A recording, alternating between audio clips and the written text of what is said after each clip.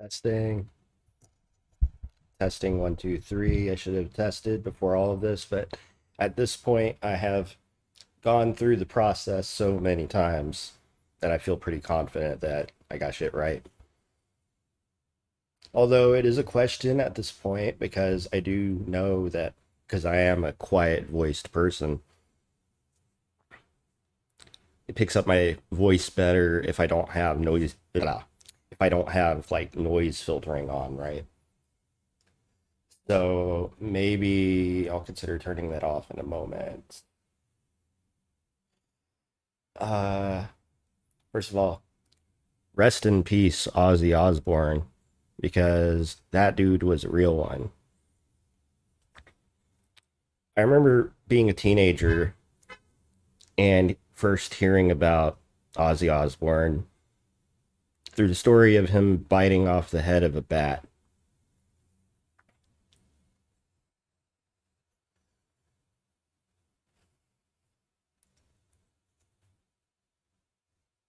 And apparently,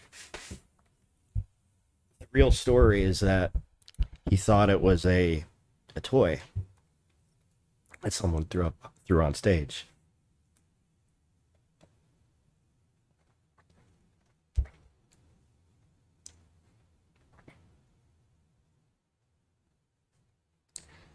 Crazy.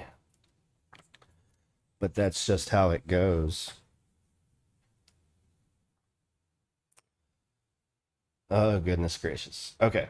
I need to pull up my chat, although I can technically see the chat, but I need to just like confirm that like the stream is good and everything before I get rolling here. Yay, we are up to 4799 on another thing. That's fucking awesome. Hell yeah.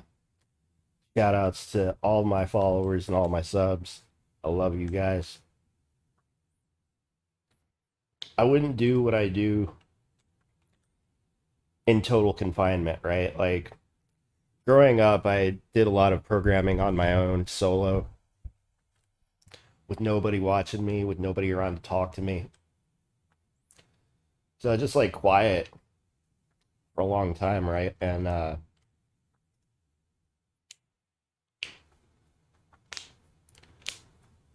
got accused of being angry and stuff for a long time. And it's like, you'd be angry too if you were like pushed around by people and fucking told what to do and what to say and how to say it. And everybody trying to like fucking put guardrails around you, man. Shit. Like, I just over here trying to make some games. People giving me a hard time and shit. Like,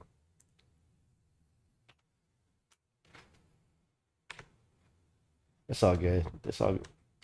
Whatever. Uh,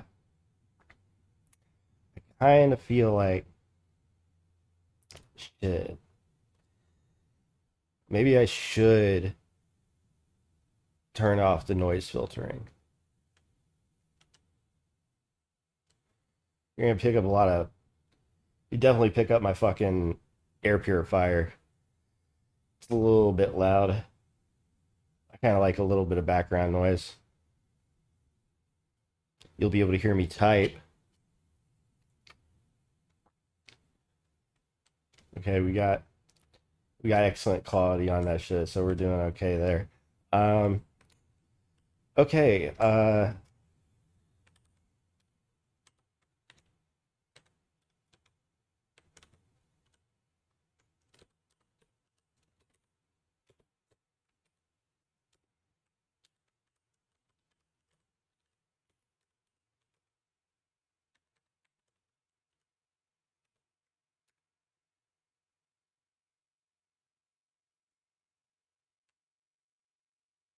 all right. So, um,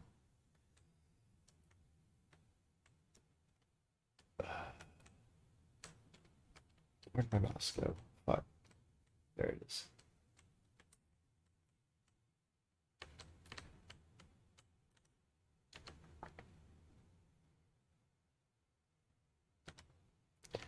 Yeah, we will go filterless.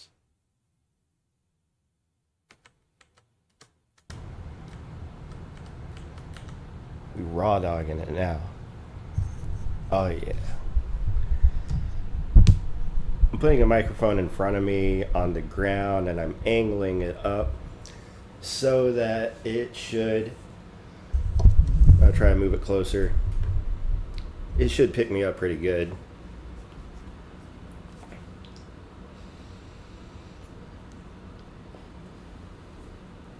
Okay. Let's see here.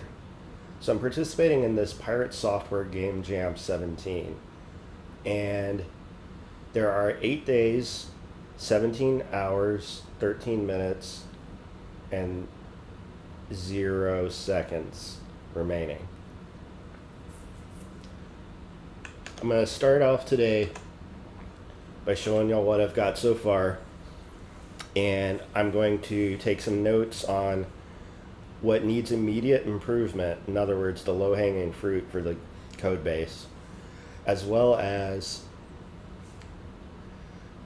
investigating new feature development, because there is actually, I'm actually piecing together a very, at what I would describe like a quantum gameplay level, because it's like really fundamental components at a very small scale, but it ends up starting to like look, feel, and actually like resemble something kind of like a real game, like an super old school arcade type game, you know what I mean? Like, and that's exactly what I'm going for with this. I set several constraints on myself based on the theme that they have going this year, and it's been leading to good results. I'll show you what I have first, and then we'll take a look at the code, and then we'll go from there. I technically don't have to make clean, but I'm doing it anyway. Notice how quickly it builds by having all of the code in a single file. Now, naturally, as code grows, as complexity increases, naturally over time you would expect build time to increase as well. So that said, I can't necessarily recommend that, writing an entire game for a single file is like the best approach. But it's also possible that there's ways to take advantage of this fact or this knowledge, because traditionally speaking, a lot of code bases are kind of fragmented across large numbers of different files in an effort to kind of like reduce complexity and make it easier to actually build things. But on the flip side, as number of files increase, as code complexity grows, so too does compilation time. And while we're not necessarily talking about like anything that's realistically in the order of magnitude that like most people would actually give a shit about, but I'm weird. I like weird optimization stuff. I like fast. I like things that go zoom zoom, right? And this is something that goes zoom zoom for me. So I think that it could go zoom zoom for some other people as well. So take notes, because I've been doing this shit for a hot minute. And here's what one C++ file can do.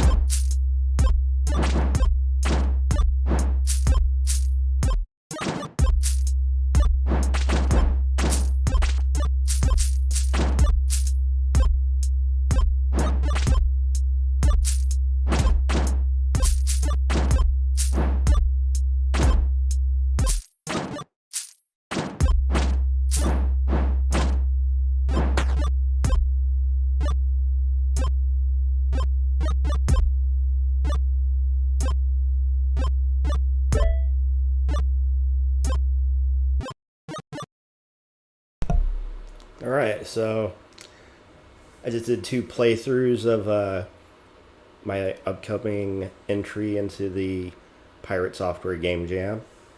There can be. Because the theme is only one. And so there can be only one. You know what I mean? Like, shout outs to Highlander.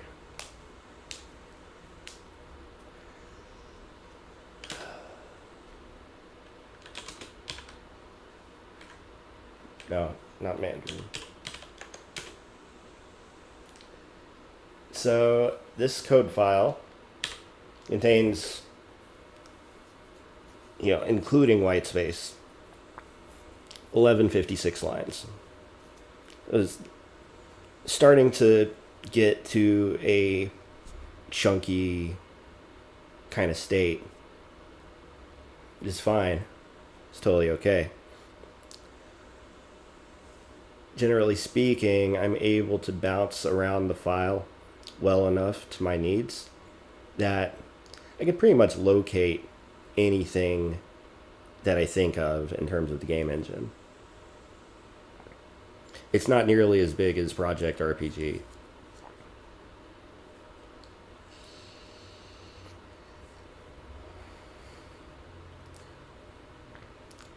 I feel like it'd be rather hard pressed to re-implement Project RPG in such a clean way as this particular file. But everything that I have here is very clean. And what do I mean by clean?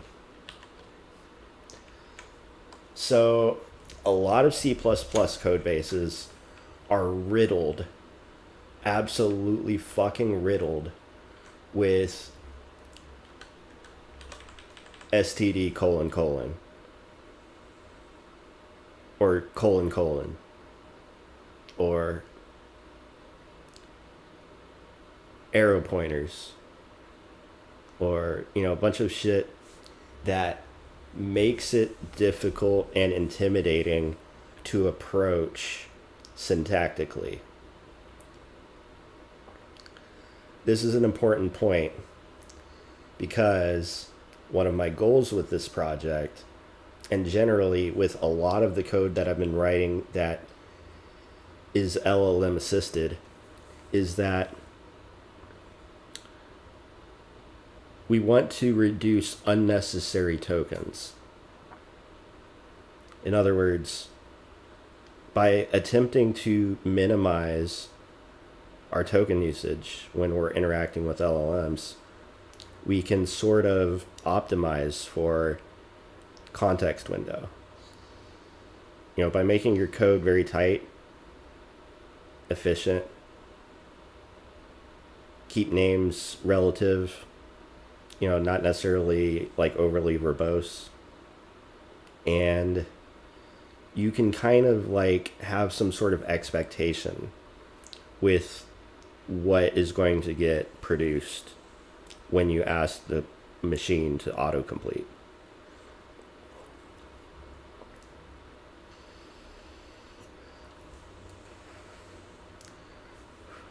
First of all, if you in the chat, holla if you hear me. Secondly, I'm gonna grab a drink real quick.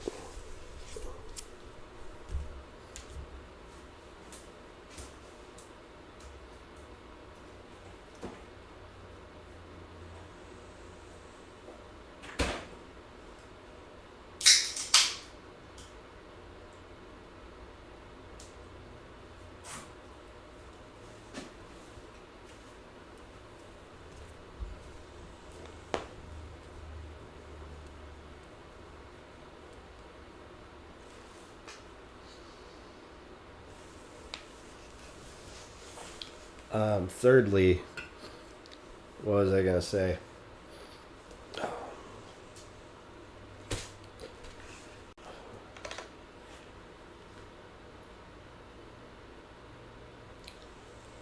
right, so we're stepping through this code base.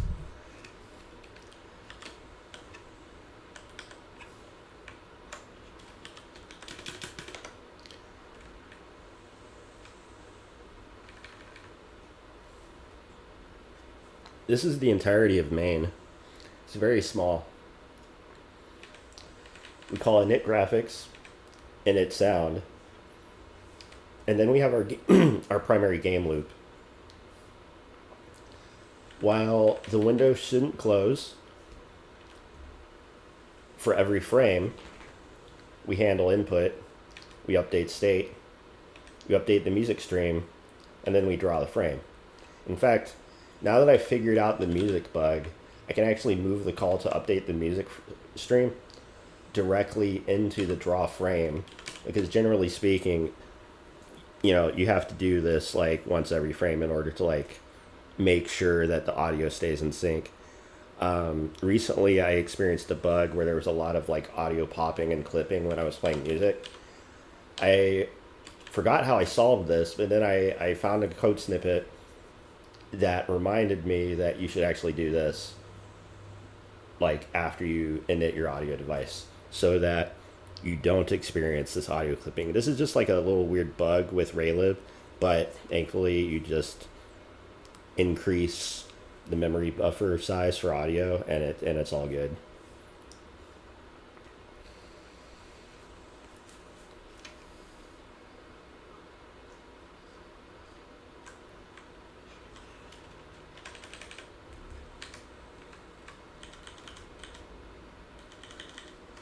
Now, my baby just woke up. I'm gonna take her out to do some business real quick, and I'll be right back.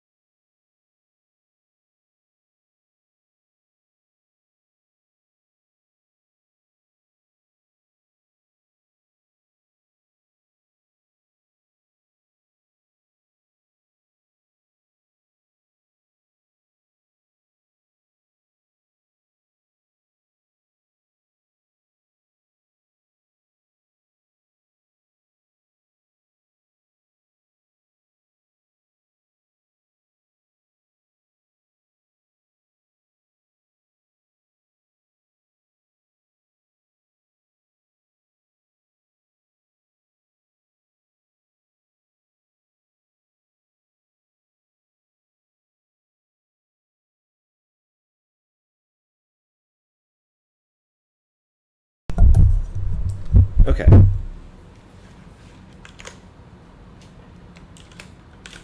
We just made a change.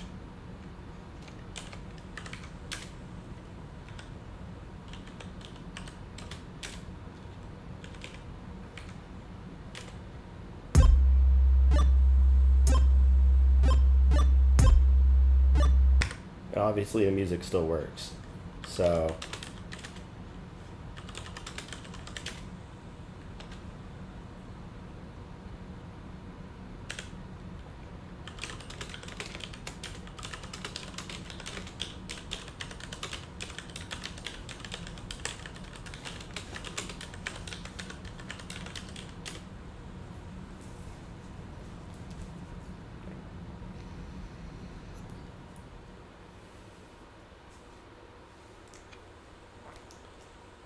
one of the bigger changes that I want to make that will dramatically increase the fun and, you know, incentive for people to like continue playing is what happens when you run into the dwarf merchant. Like, why does he appear? So like there's a variable that describes like how many coins until you level up, essentially. Although technically speaking, it's not really a level up, or it shouldn't be level up at 20 coins or whatever. It should be actually the level up occurs after you run into the dwarf merchant and spend your coins to buy a new power up. Because the level won't increase unless you get a new power up.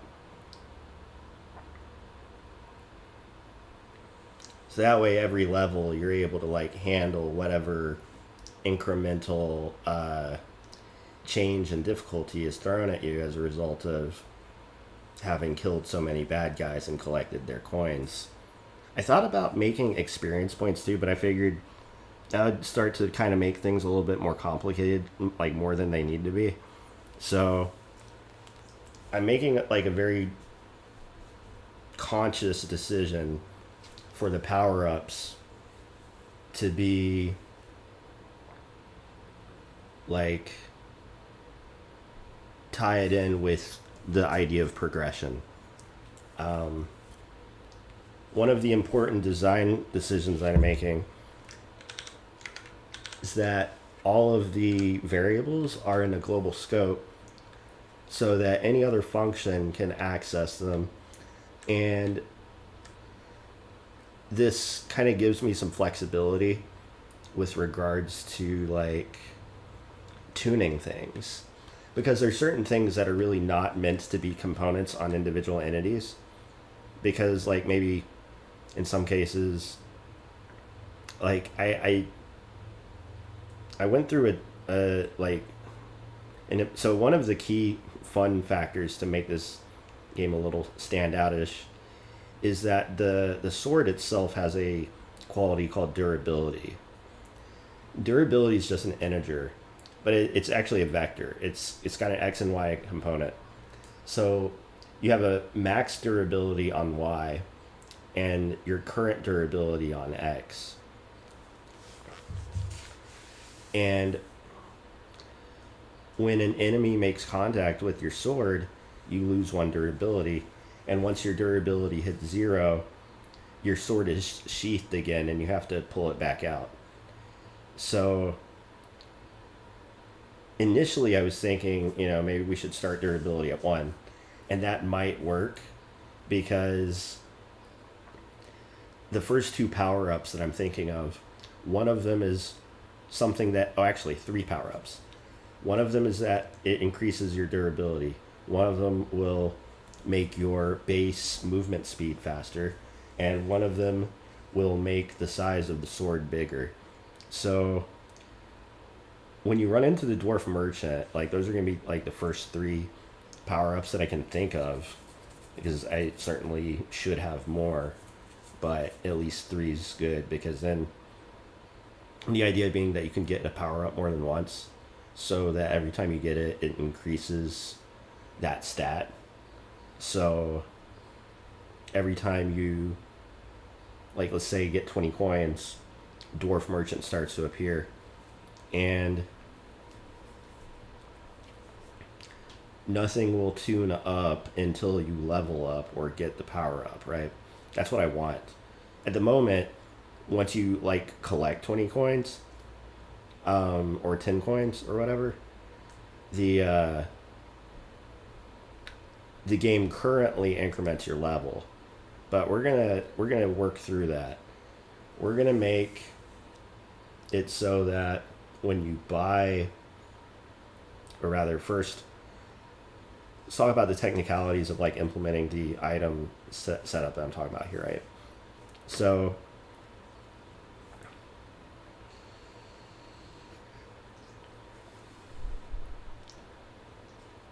when you run into the dwarf, we're going to need to stop gameplay by switching to a different scene. The first step in this process that I can imagine is creating the drawing function necessary to handle drawing that scene, and also setting up the infrastructure so that we have scene selection. Then we will implement a very base level input method function for that scene that will just simply like exit us from the scene without like doing any sort of complex whatever. Once we have that in place, then we can flesh out like how the scene looks, put mock-up sprites in appropriate locations, and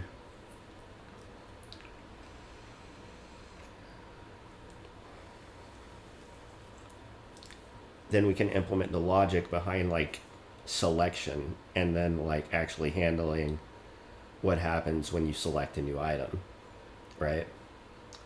So what's up, Null the pointer? How you doing? Welcome to the stream.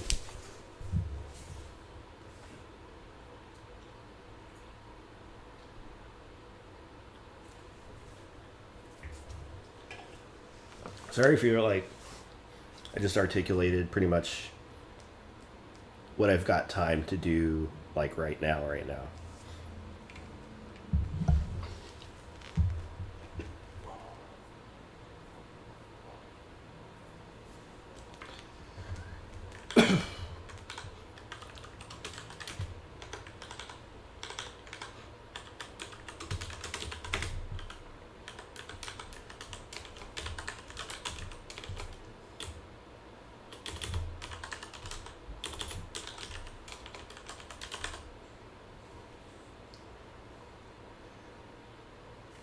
Nice.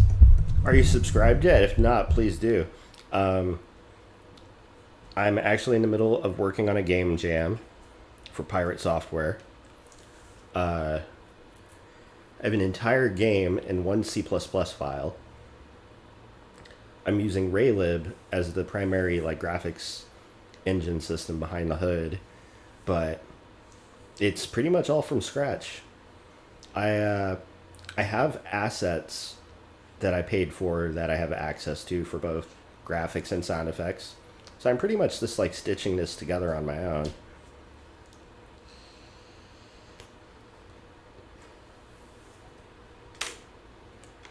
We're going to start by creating a new branch.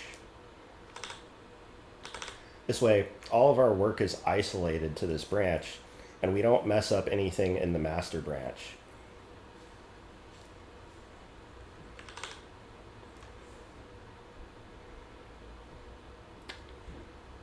Next,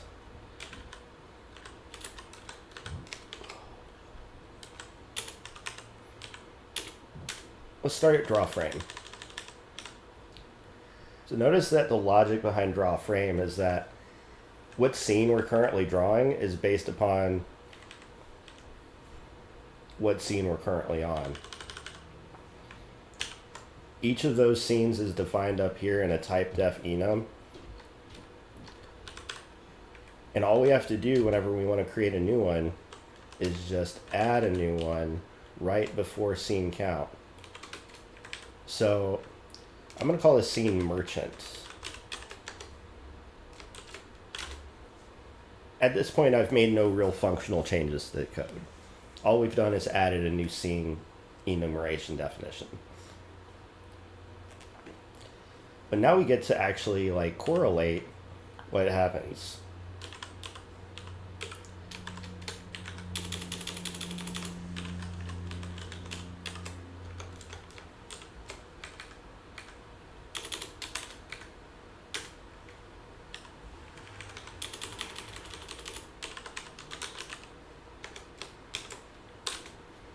Notice that we don't have a function called draw merchant yet.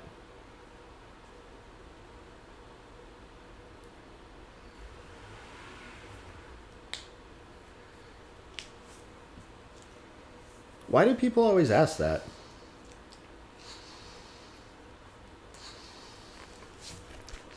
My phone is ringing.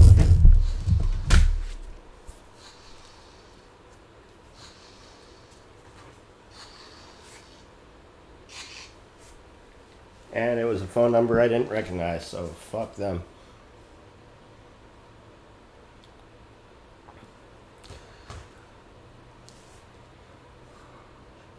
I'd like YouTube to be my main job. Maybe you can help me out with that by subscribing, liking, and watching all of my videos.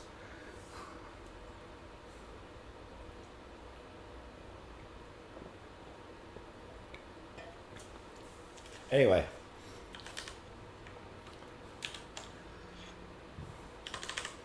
We're going to create a placeholder.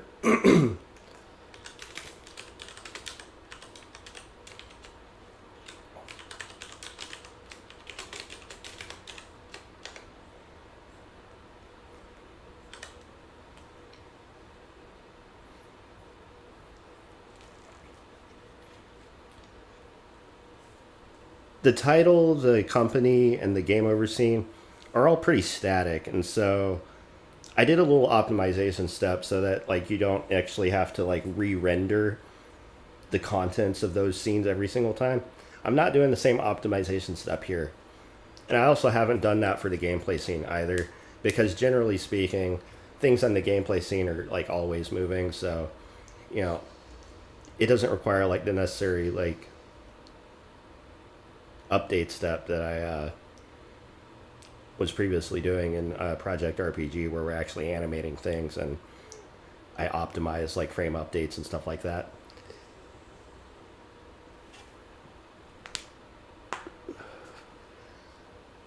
But with Draw Merchant, what we'll do is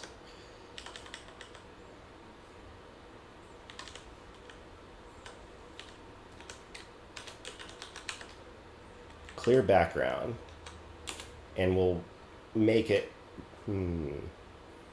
red for right now.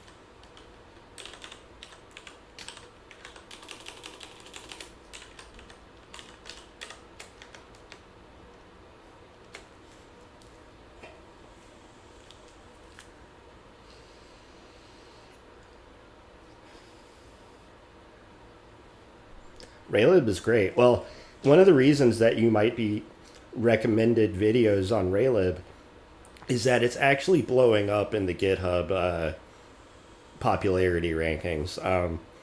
I started using it like a year and a half ago, and it's been absolutely fantastic. It's one of the best decisions I've ever made as far as being a code-only game developer who likes working in C and C++ and likes the idea of moving away from traditional pre-built like IDE solutions for game development or software development in general. And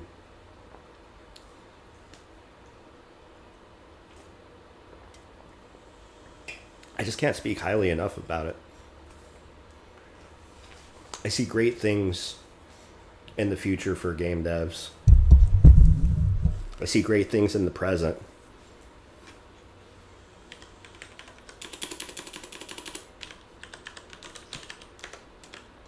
Note similarly, we don't also have a handle input merchant function yet. Ooh, excuse me.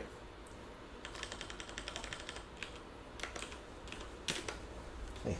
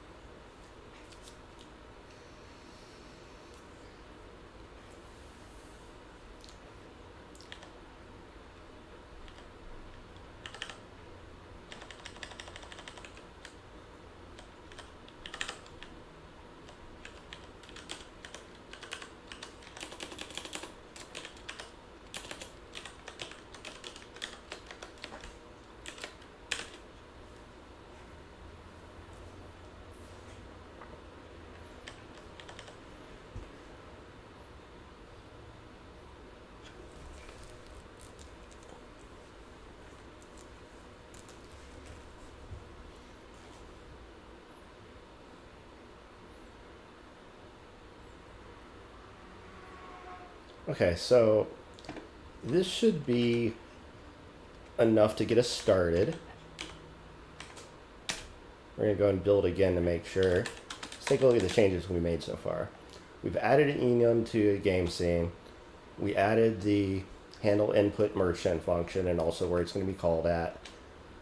We handled draw merchant, like its basic placeholder, and we also implemented where it's going to be drawn at. However, we don't have yet a way to actually switch to the merchant scene, right? So the idea is that, like, from the gameplay scene, we run into the dwarf merchant, and then it switches to the merchant scene, because at that point you'll be able to select which item that you want to pick, and then from there hit enter, and then it goes back to the gameplay scene, and you continue playing the game with your new power up. Right, Grace? Right? Here, remove this.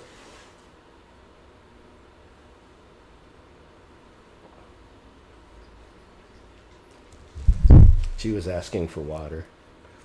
She's a good girl and drinks a lot of water.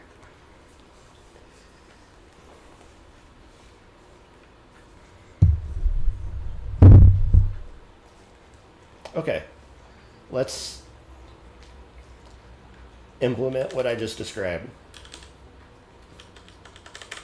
When you run into the dwarf, which happens during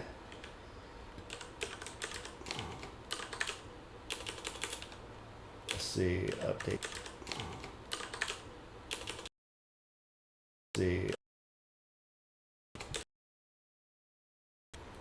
So in update hero collisions, this is where we have the logic for what happens when the hero runs into any of the different things on the screen. If he runs into the dwarf merchant, at the moment all that happens is that we increment the collision counter. We set the merchant to be cleaned up from the scene, which is why he disappears when you run into him. And then we play a sound effect. So to extend this, all we have to do, set current scene to scene merchants. Now let's take a look at update state.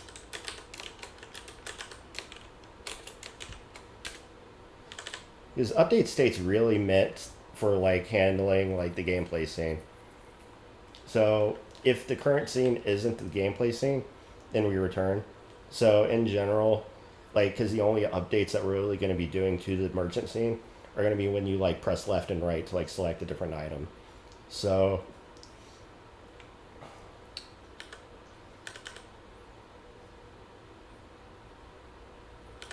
I think we're ready to test.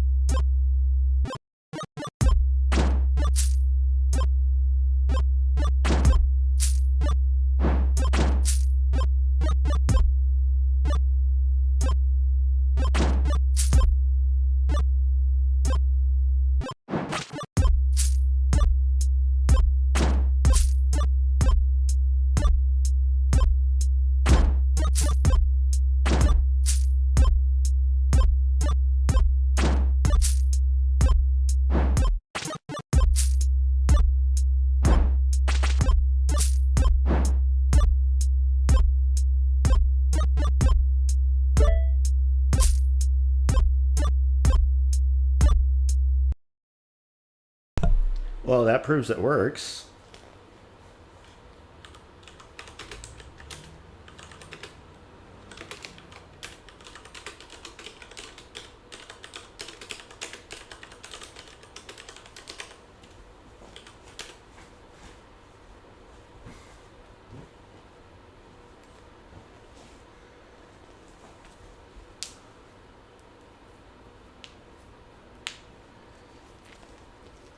If you do embedded for work, you might actually enjoy working with raylib. Long ago, before raylib, I was working with libsdl, and there's also like sfml, I believe. But if you're also like an embedded person, you might even be interested in like trying to like raw dog your own graphics framework under the hood or something like that. I saw some good video on YouTube the other day. I didn't watch the whole thing, but a dude was like hand rolling his own graphics framework using like Odin, which is just like fucking bananas. I'm old school, man. I like C. I like C++. I've spent enough time learning and, relearning like new languages that at the end of the day, once you kind of find like the right tool, you can do just about anything.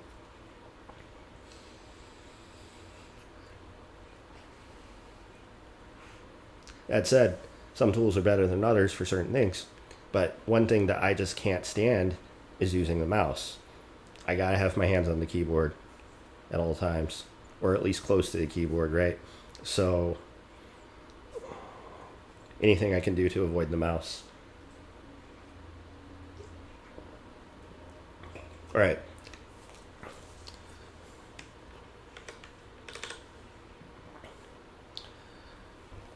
Instead of it being a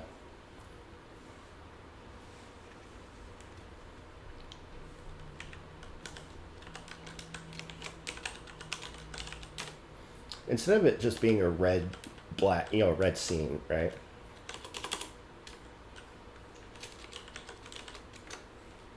We're gonna make it black.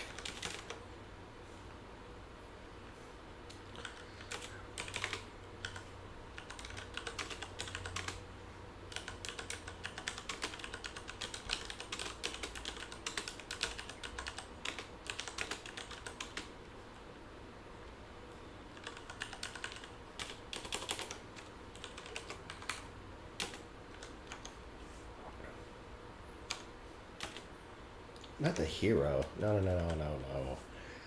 Oh.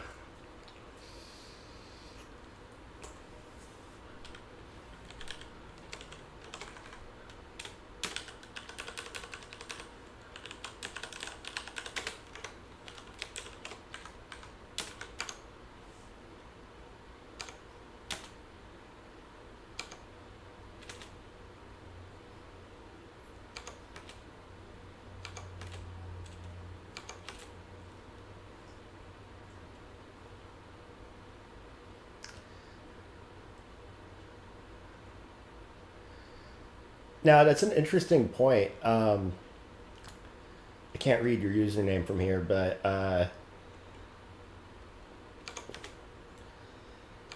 one of the things I really like about C++ is that you can totally like finagle functional style programming into the mix.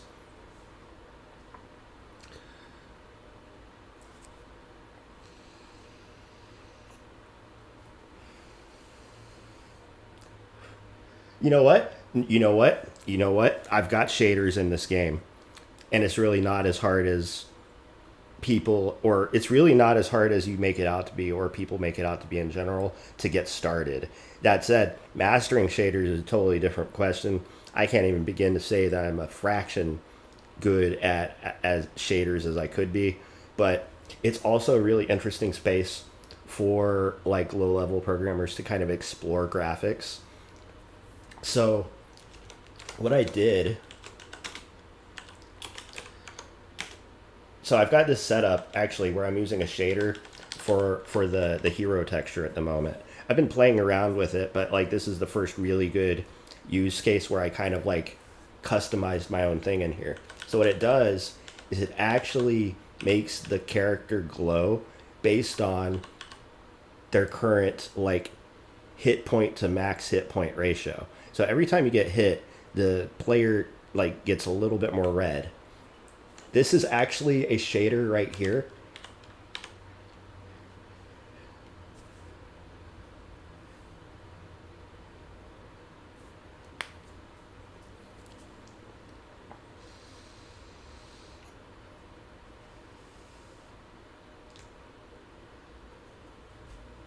Why do people like perpetuating drama?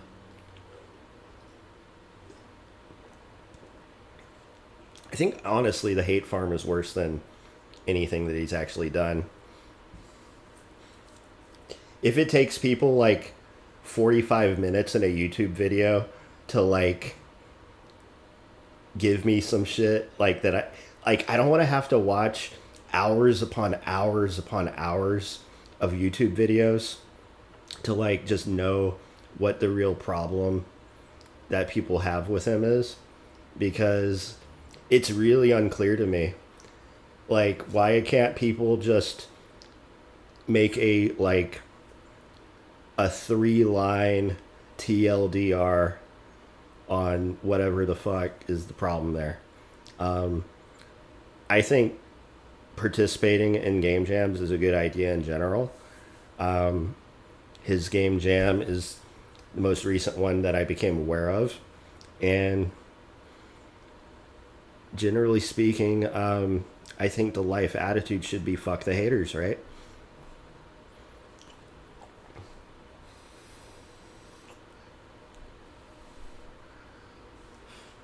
So that said, shaders are pretty cool, and it's very easy to do them in raylib. All you have to do is define a shader file, and then you call load shader.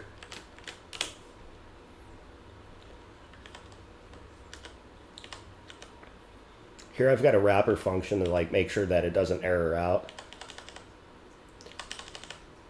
And then here we actually call the shader load function and assign it to a different location in my shader array. So that way it kind of pre-allocates some space for a handful of shaders if I decided that I want to like use them, because I feel like there's a lot of potential for making very custom, good-looking things, especially in a 2D space. I can't even begin to think in 3D. There's a lot that I have to learn, and doing 3D work is so much more difficult than doing 2D stuff.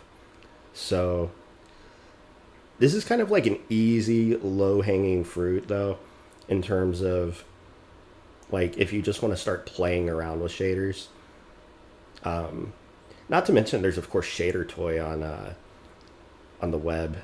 It's really more JavaScript focused though, more like WebGL oriented, but it's like it's all the same shit kind of. At the end of the day, the way that I understand shaders, is about like, if we take a look at that code right here, the big customization here that I implemented is that you can actually have like the ability to pull in external variables from whatever program is actually using the shader, and then use those values in the computation of whatever the final result of the shader calculation is. So like in this case, final color and frag text core are like internal variables to like the shader language that allow you to access and manipulate certain things. So generally speaking, like when you're fed in a texture, you're like operating off of a very specific location in that texture. And so it's like you're operating on like a pixel by pixel basis. So you're ultimately like calculating what the value of each pixel is going to be at the end of the transformation. And so you can do a lot of different cool, crazy things like this. I can imagine implementing a Gaussian blur shader, for instance.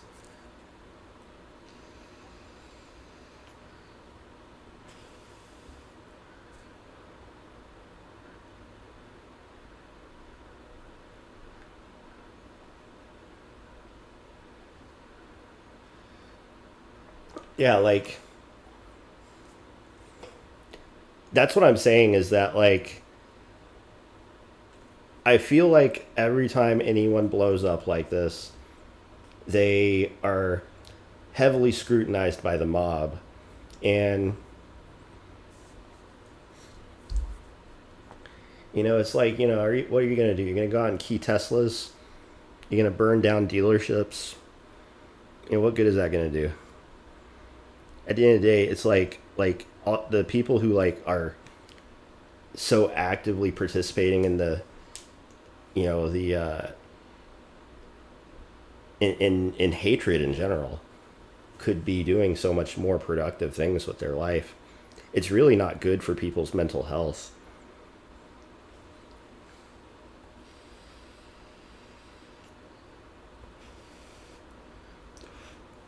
Oh yeah, absolutely. You don't need shaders at all. I'm not saying it's something that someone needs. It's more like if you like getting into the nitty gritty little details of things, kind of like I do. That's one of the reasons I have so few completed fucking projects. And honestly, when you take a look at the kind of code that like Thor has written out for a lot of his game objects, like every time I see any sort of snippets of code that he has on stream, it's always like a big like YML file, like of like item descriptions and shit like that, and the number of different variables that he has on every single one of these objects is just ludicrous. As much as like I'd like to scope out huge games like that, and that's kind of the direction that Project RPG is heading, I recognize the value in making something really, really, really concrete from the ground up, in terms of like, even if progress is slow, so long as you're not over scoping, you put yourself in a position where you have a game that can actually grow, as opposed to something that you're trying to implement totally top down. Because like, imagine sitting down and actually like scoping out a game like Morrowind or Oblivion or Skyrim. It'd take a fucking long time just to like write all the shit out for that, right?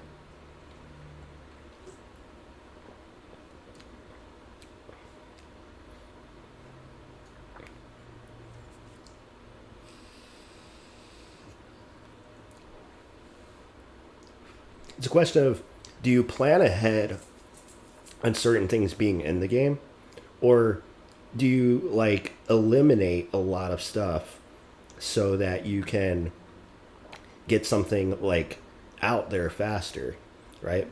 And the way that this game has grown so far has been a very simple process. You start by getting something on the screen, period. You start by getting something moving. One thing that I don't actually have yet is preventing the dude from moving off the screen. I should probably put that in there. It's a pretty low priority though. Uh,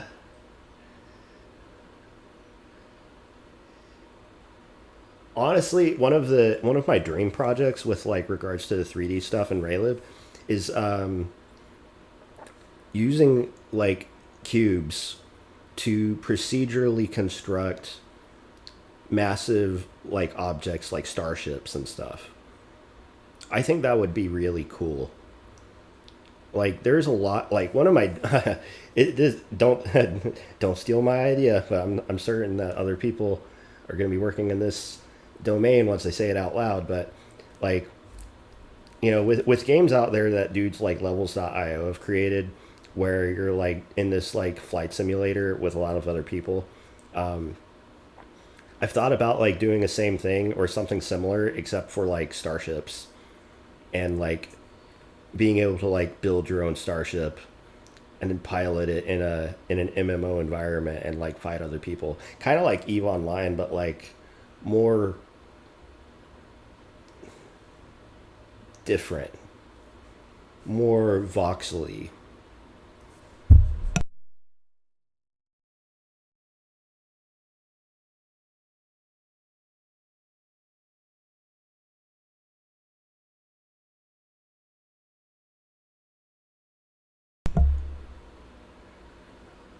Oh man, EE is a totally different department that like I have a lot of respect for people who can work with electronics on a hardware level. I got shaky hands. I can't solder shit. Um,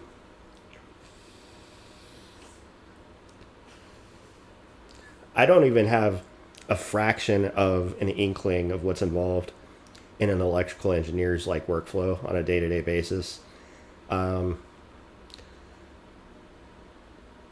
and especially in like real corporate environments, keep it simple, stupid is a very important principle. Um, when I did iOS development fucking 11 years ago, we had a design or no, we had a coding standard document. There were certain things that we were forbidden from doing, things that I still do in my code syntax organization. Okay, working on dwarf merchants.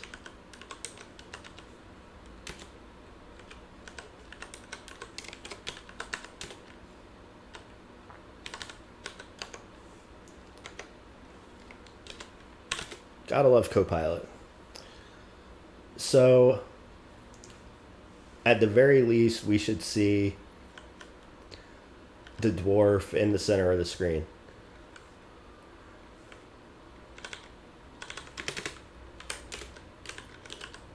Once we get to the scene, anyway.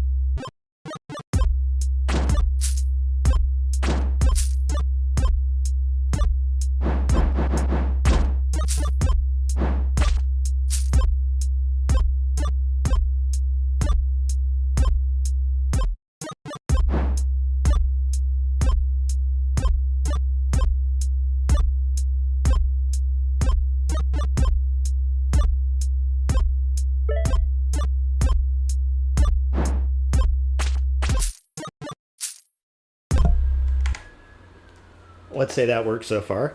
So let's imagine next what we really want to happen, right? Like, part of the mock up process is that, like, you're stubbing out what you want the thing to, like, look like at the end of the day. So, my vision was that we have this dwarf dude who's a merchant, that you run into after you collect so many coins, because he's like, ooh, money. Better go see if he needs anything. And dude shows up and he'd be like, yo, what you need?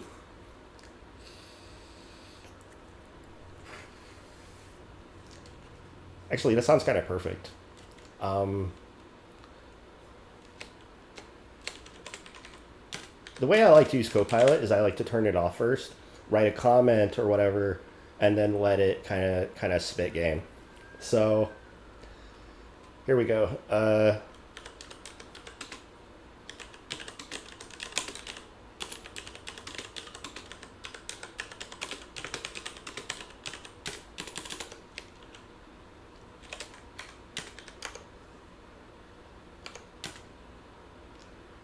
20's not going to be big enough, I don't think.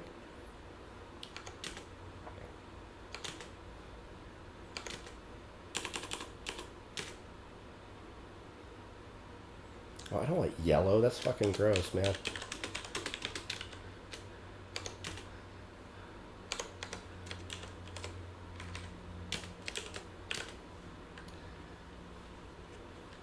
So to make the testing a little bit faster, we're gonna change the base level point up amount to like 3.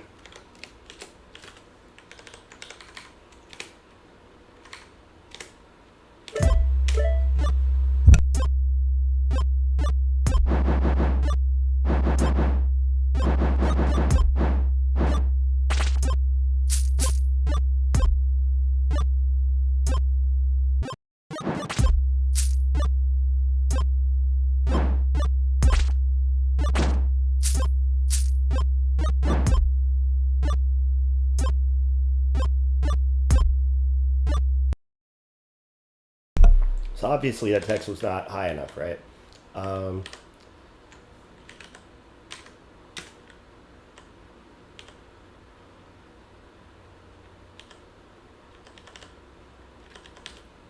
Actually, one thing that we could do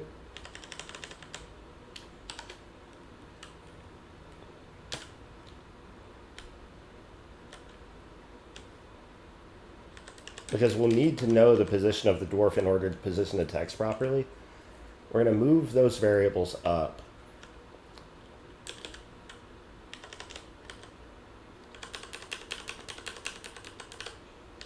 We're going to cut that, paste.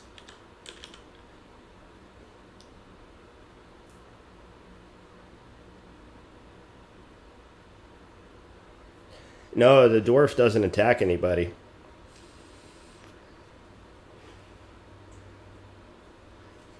Dwarf is a merchant.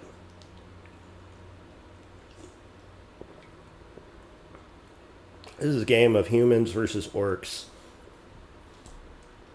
Dwarf is just a helper.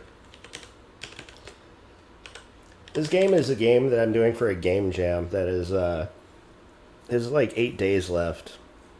4 days, like we're almost a weekend. I've got this much, and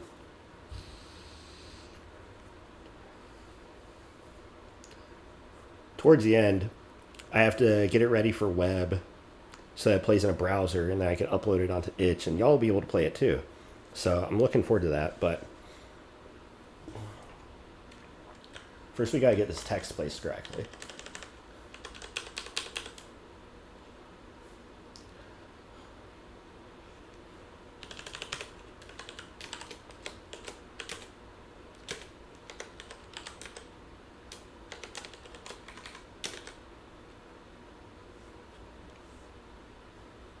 No, that's not high enough.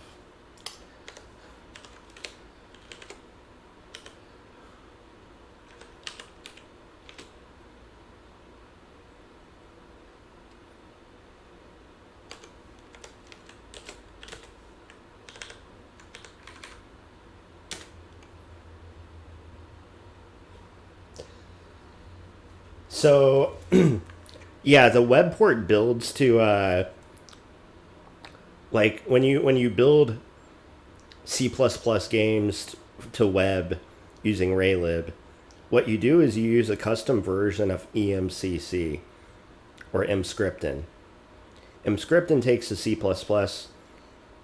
assuming it's organized in a certain way, and then creates 4 files: an index.data, an index.js, an index.wasm, and an index.html.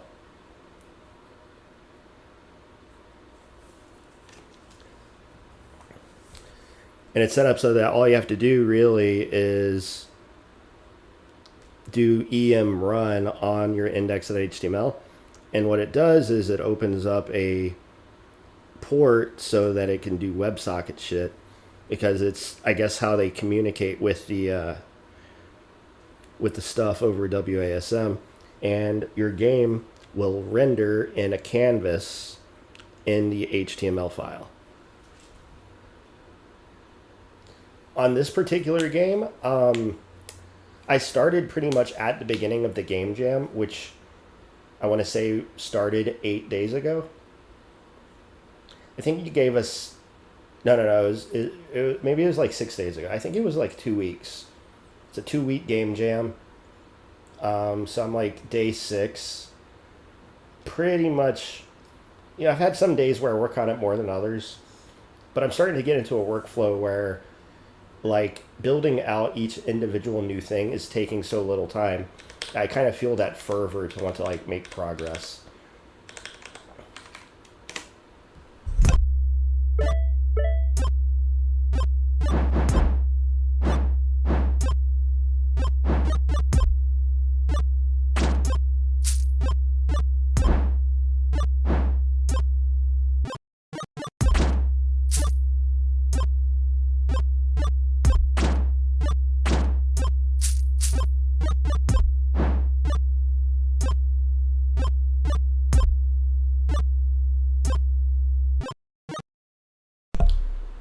Okay, that's a lot better, but now I'm thinking the text really needs to come more at the top, and so does the dwarf merchant.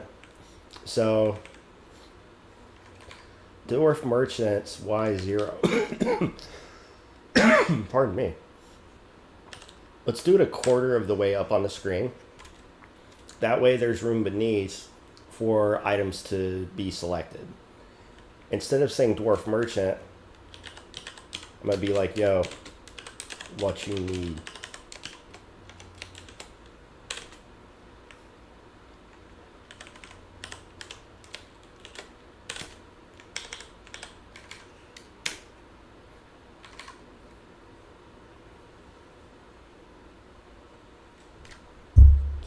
Yeah, no, there's a very smooth pipeline from where I'm at right now to, like, y'all playing it, like, right away. You know what I mean?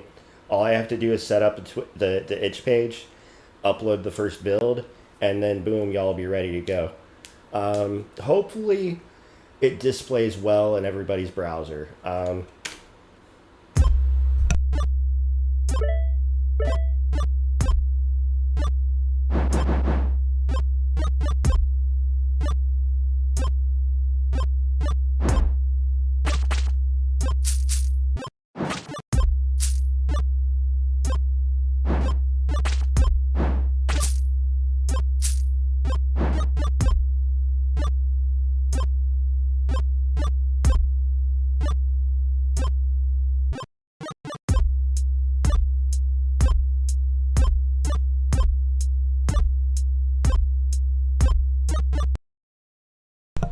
Okay, this looks good. This feels good.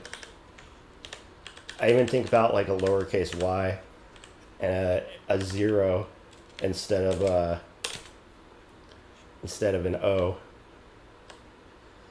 But now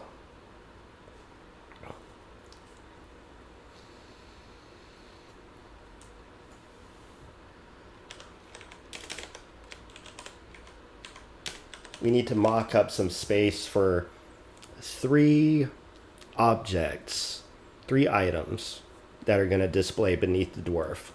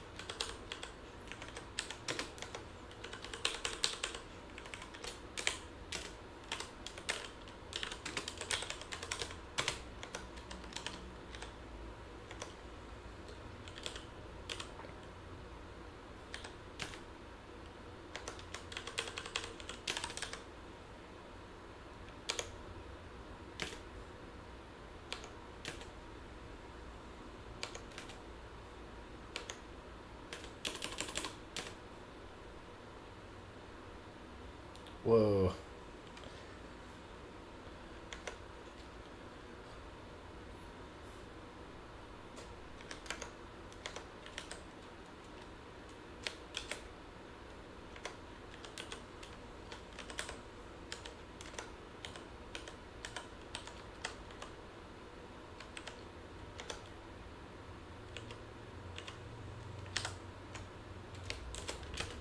Okay, I guess we'll fuck with it. Why not?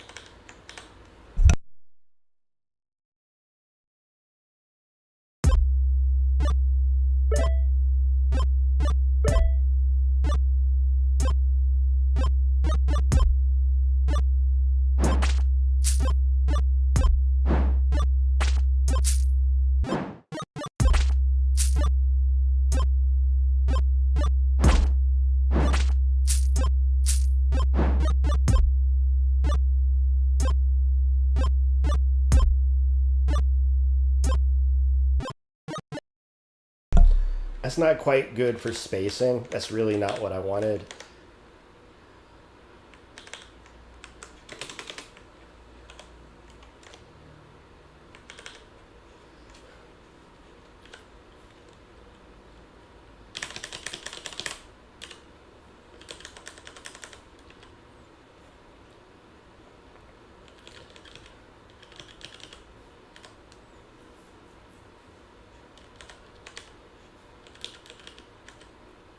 All right, so we're gonna do this on our own from scratch. Or we're gonna start to do it from scratch and then maybe get the LM to fill it out for us. So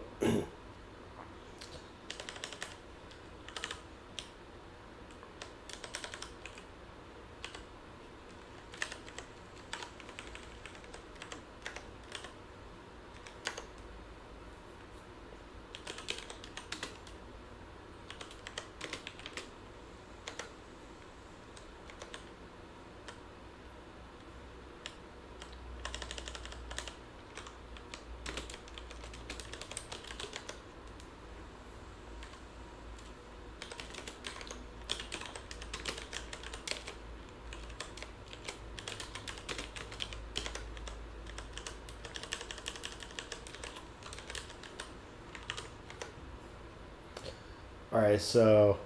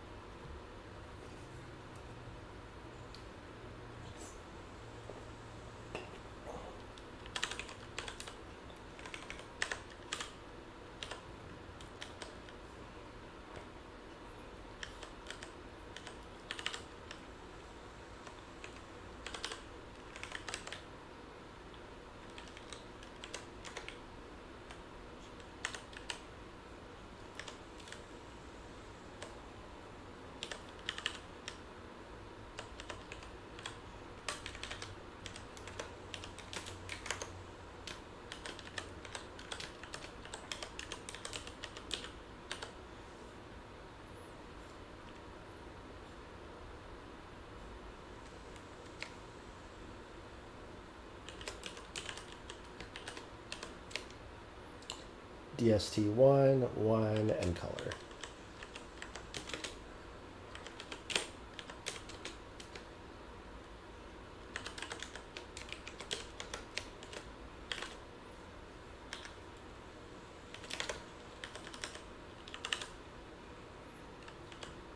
Oh wait, no.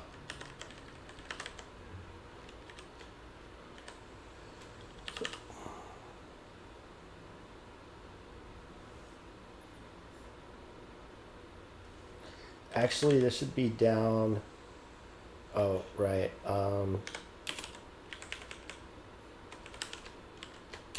3 times target. There we go.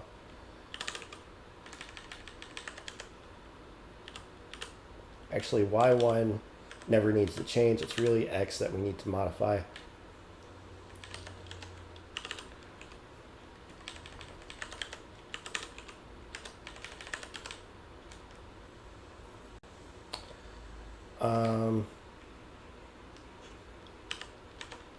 Instead of 3, we're going to do 6.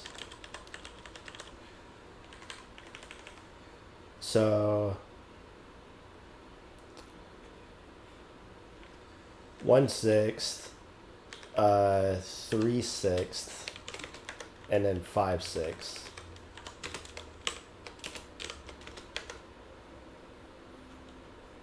So now we can have a DST1, a DST2, and a DST3. Oops.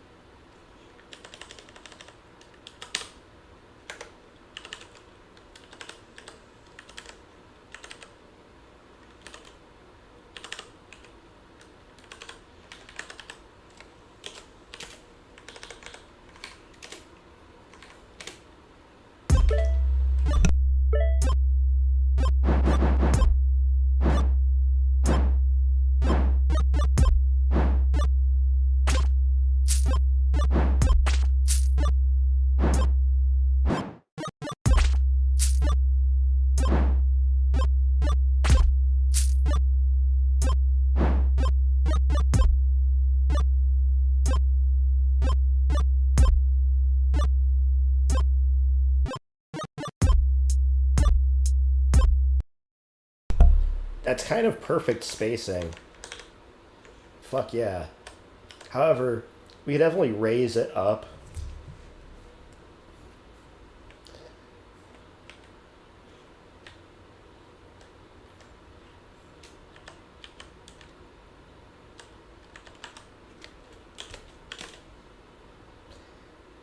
You're probably like, why isn't he doing 1/2? Why is he doing 4/8?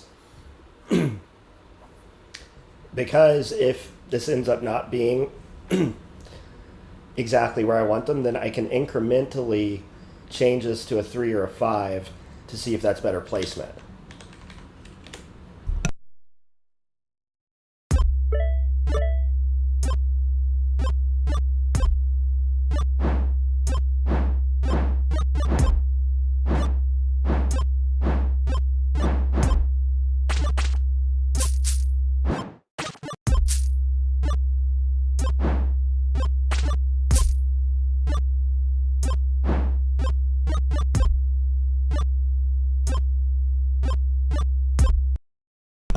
Just as I thought, it's a little bit too high up. So we're going to move it down by 1.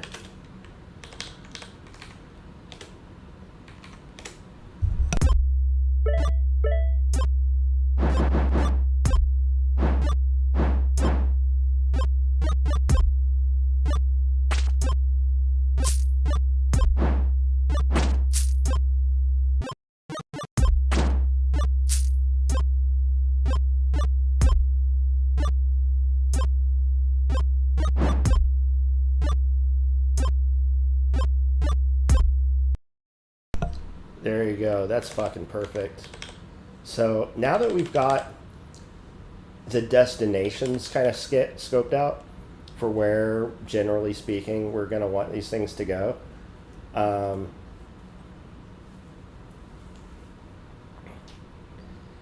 it's time to actually put these in there.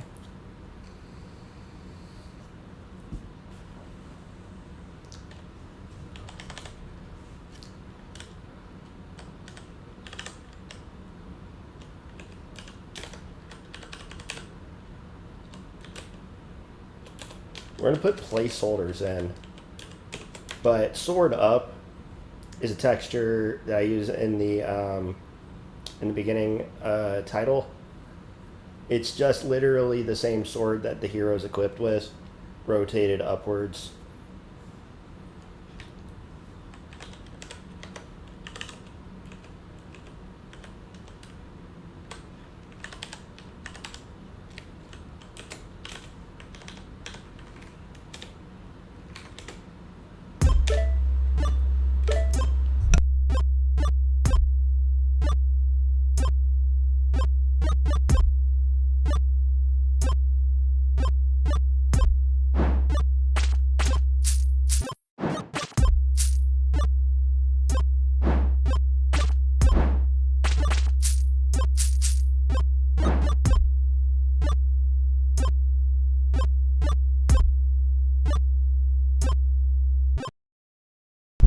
Now that's funny.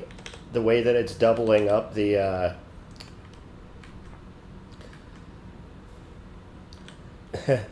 way that it's doubling up on the sprite there is because of the source that I'm using. It's not the same source that we actually need for the sort up texture. So this is a good chance for Copilot to do a little quick lookup for me. I don't know that the sword up texture is actually 8.8 because we were getting like way more than I thought there. So let's take a look at draw title to texture. It's 5.8. So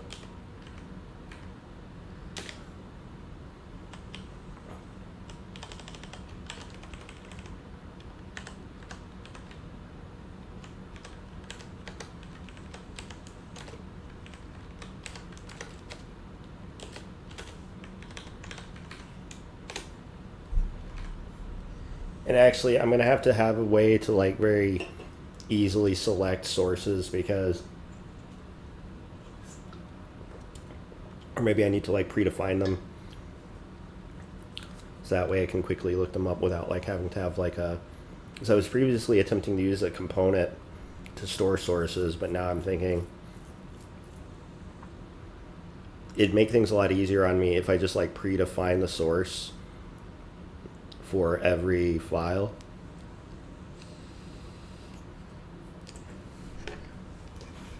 Actually, what I can do here is to calculate the source, right? We can go to text info, go to tx sword up, and then take a look at its width and height here.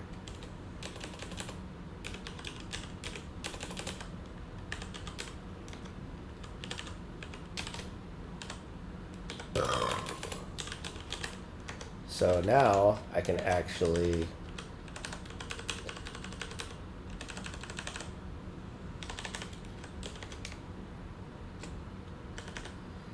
why is it yelling?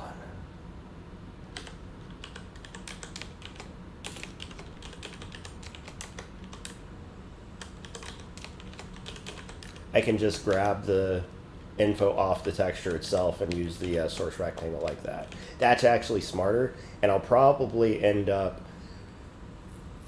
like cleaning up a lot of how I'm doing things currently to use this kind of system here. Because this way I don't have to like manually look at like what the size of everything is. I can just like pull it directly out of the texture. Int tx key equals tx sword up. And now to clean this up a little bit,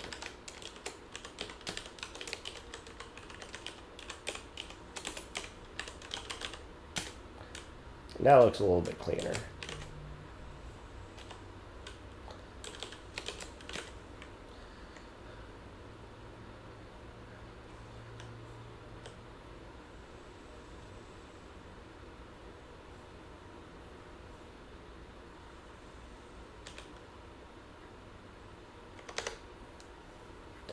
Now the width on destination 1, 2, and 3, like,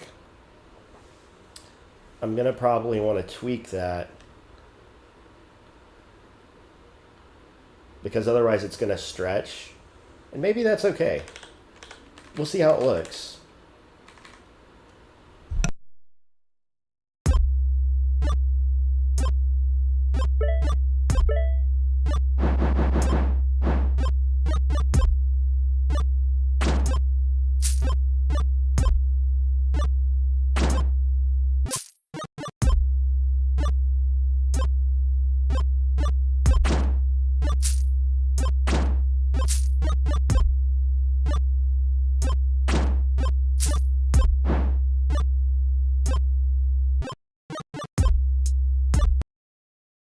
Yeah, I don't like how that stretches. So in order to fix that,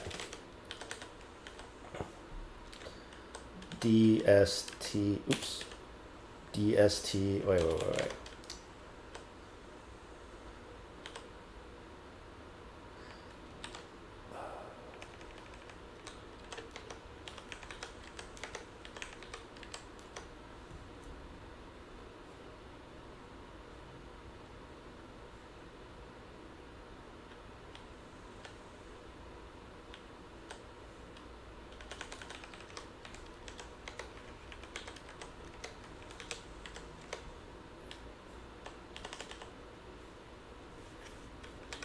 DST1 dot width equals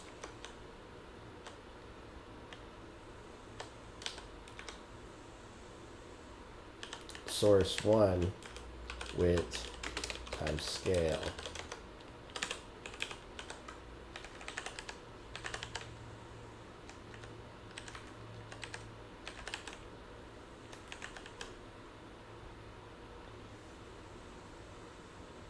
Oh wait, source 1.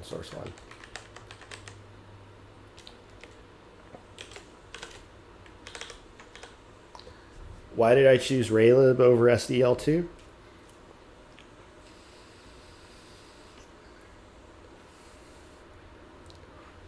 Because at the end of the day, raylib over libSDL means that there's a lot that I don't have to do in order to get something working.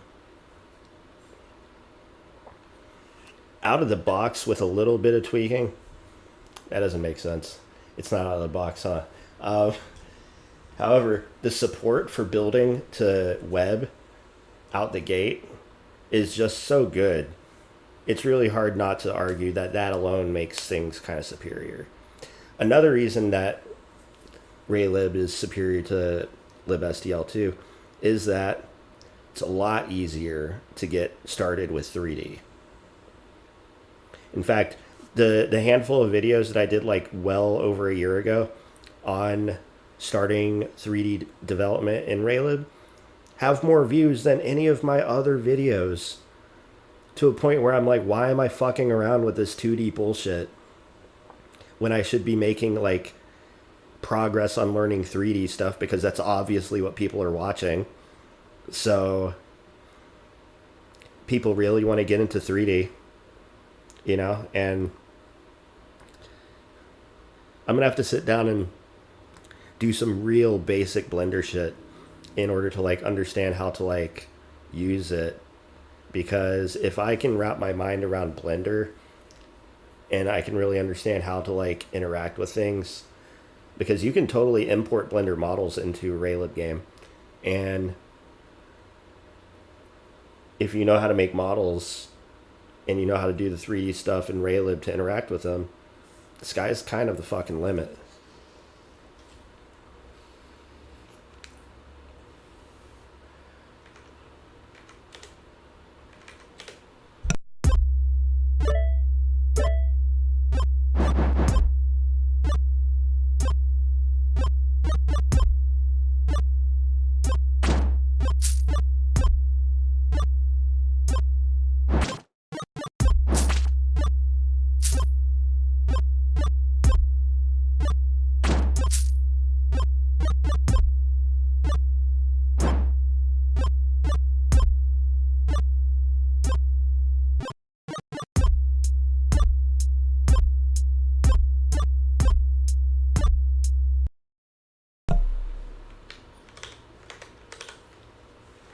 And instead of drawing these red rectangles up here,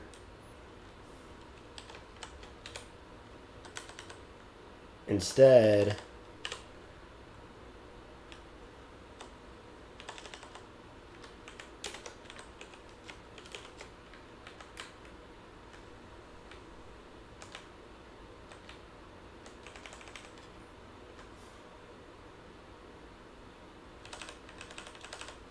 we're going to draw them down here.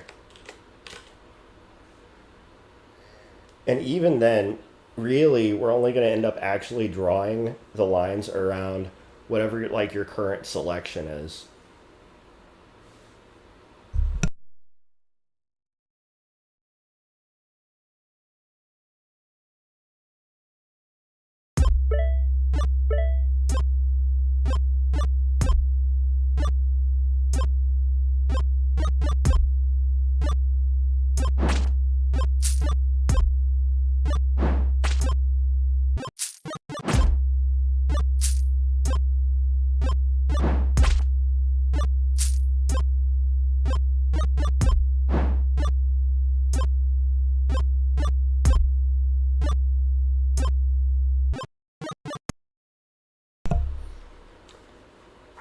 Now we're starting to cook.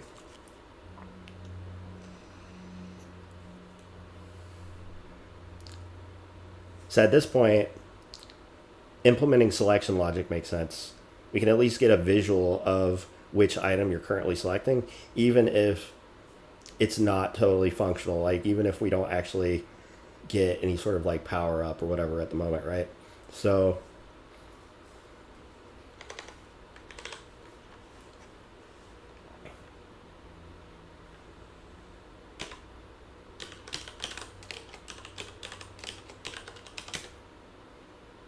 handle input merchant.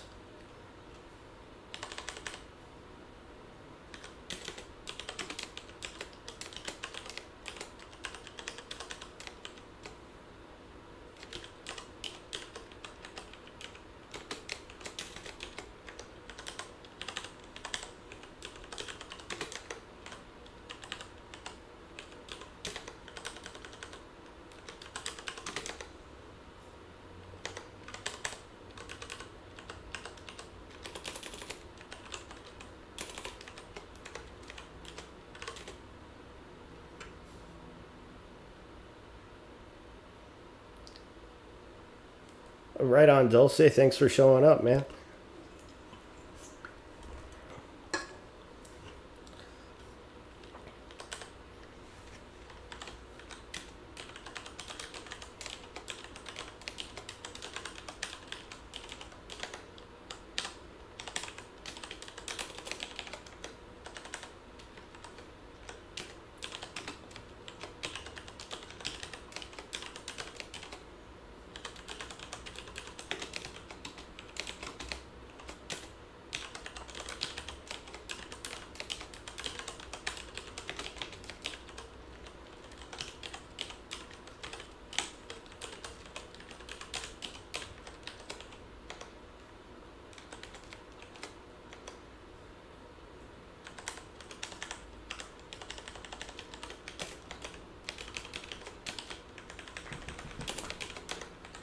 Oh, my baby girl just woke up. It's time for you know what.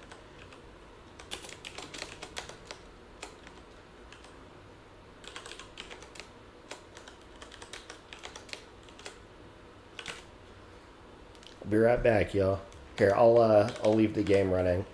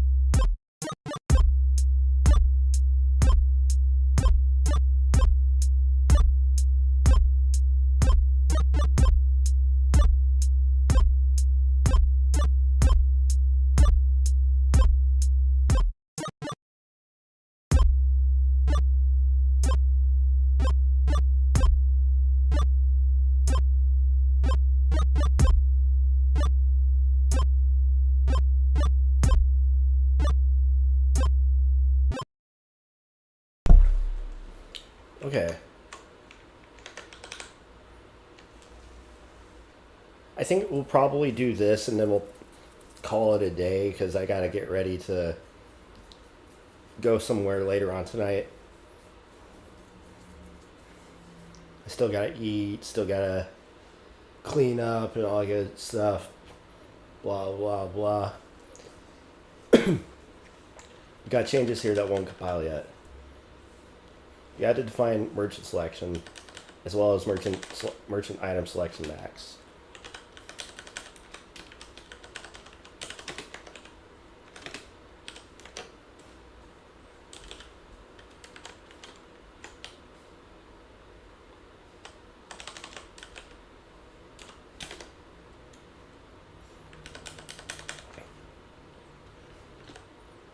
Merchant item selection also has to be defined.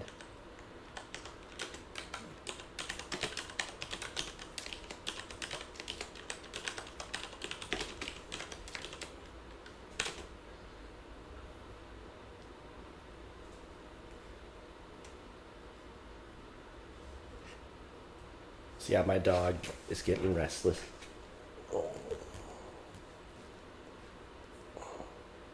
Actually, she'll probably be happy if I just sit next to her.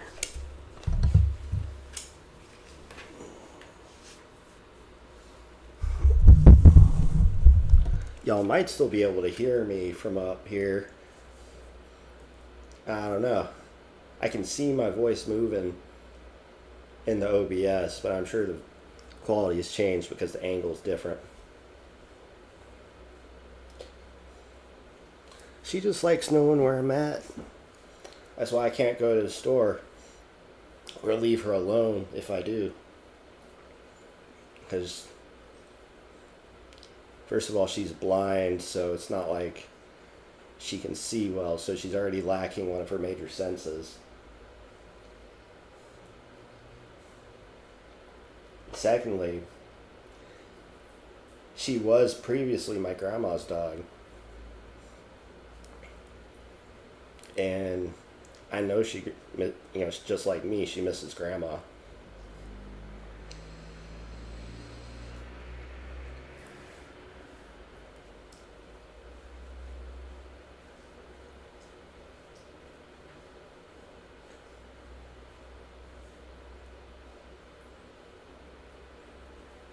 She's such a good girl.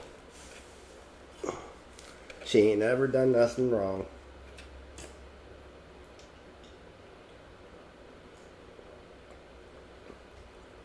She's been with me since the beginning of my career as a developer. I say been with me, but I haven't been there the whole time. But every time I was at grandma's, I was always Gracie's a big part of the family in that way.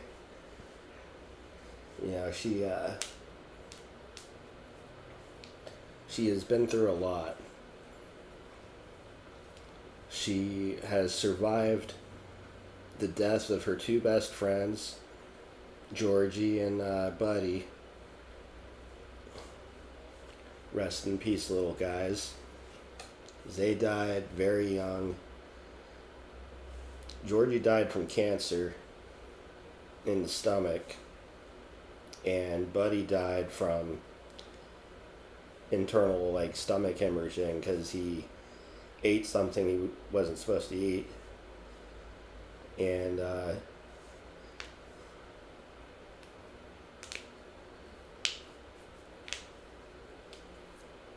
know that Mama's taking care of them up in heaven, as is Grandma.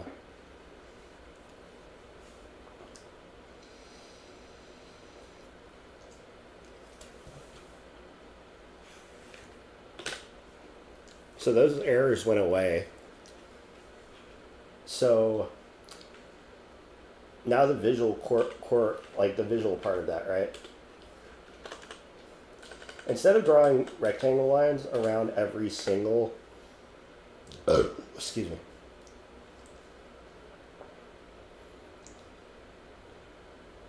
Instead of drawing rectangle lines around every single item that you can select, we only want to draw rectangle lines around the currently selected item. A really stupid way to do this, and it's going to work, but trust me, it's fucking stupid. If merchant item selection equals 0, we draw it around the first item.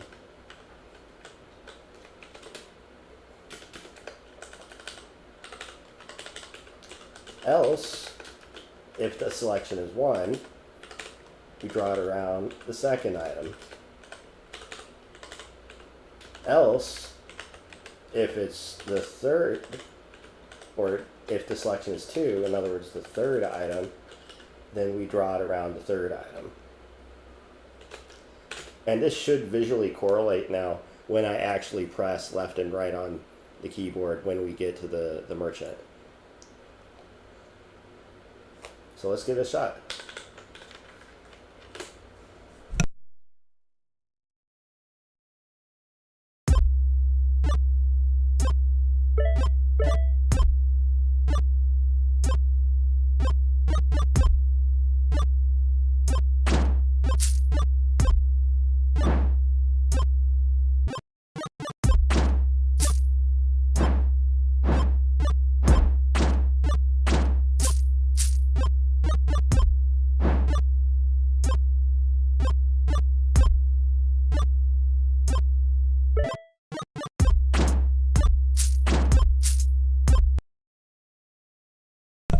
That works pretty well.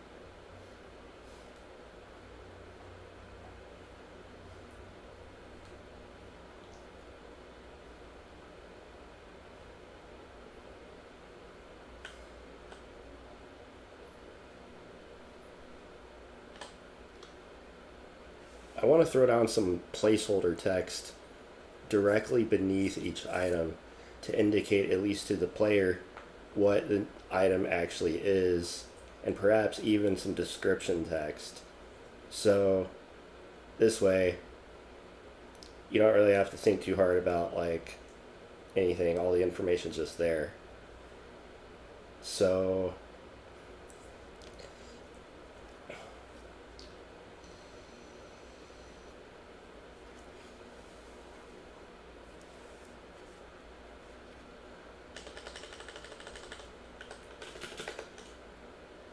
down here,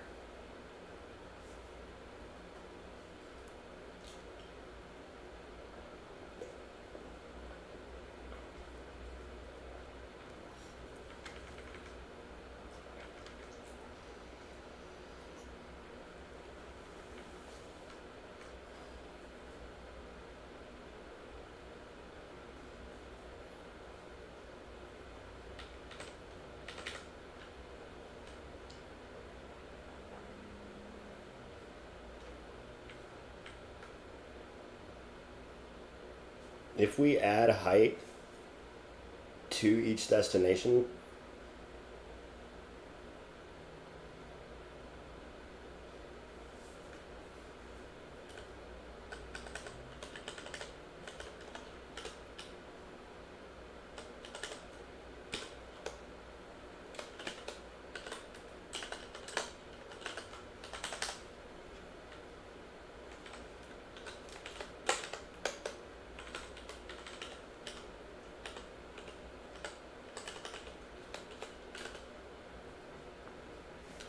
now we got boxes that point directly beneath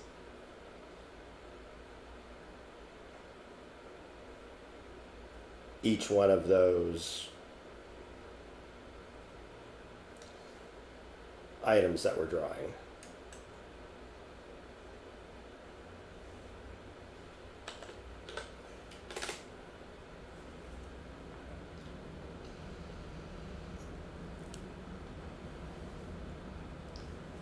What's next? What's the next step? We're going to draw some text. Pretty much near each of those boxes. The rectangle is a great structure because it can hold 4 numbers. Let's use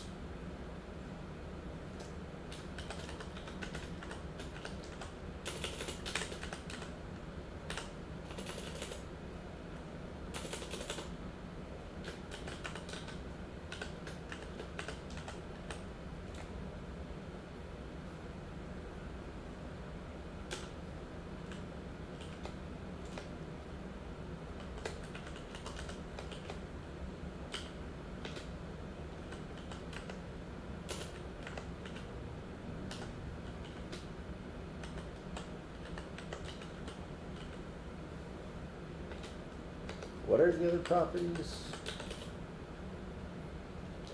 Font size and color.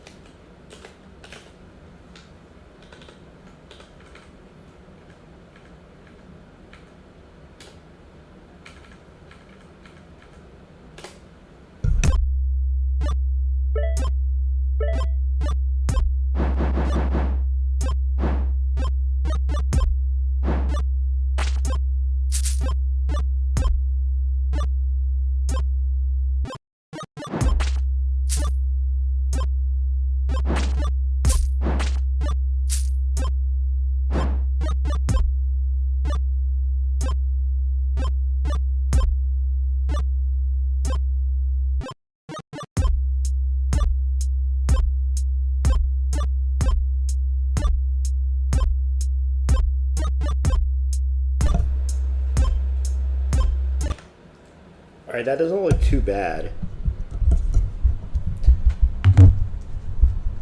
Let's see if this mic position's better. That doesn't look too bad. However, I feel like the Y position could use a little bit of padding.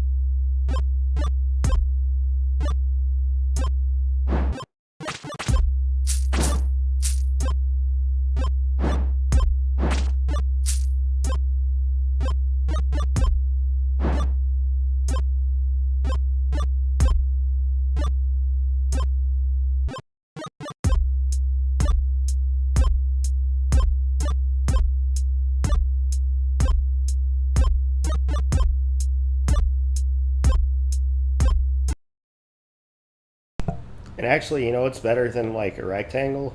Lines being drawn around it. Something we're actually able to do is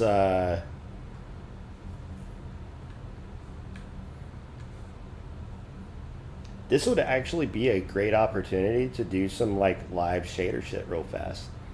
So check it out. Let's go ahead and commit what we have first.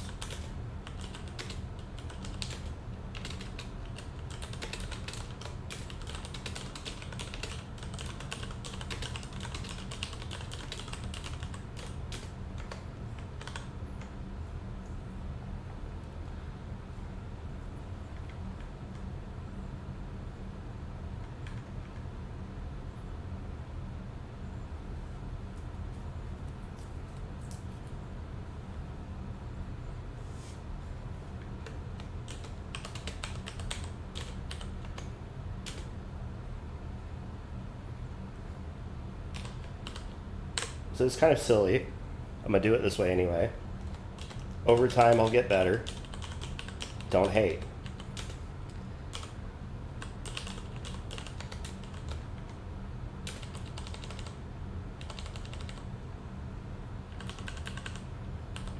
So R, G, B.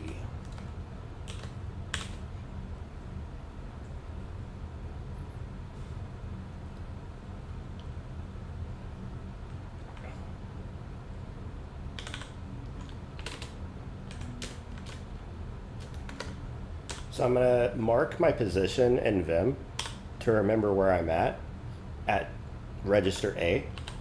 So that way I can just like hop right back there whenever I'm done fucking around up here. So we're going to load shaders.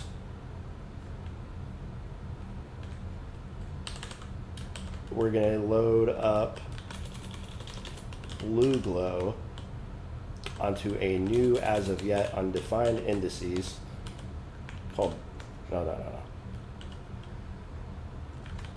called Blue Glow.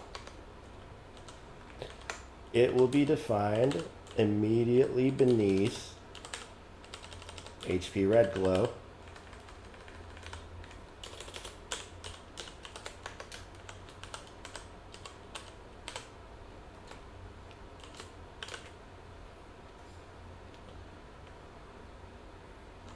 So far, so good.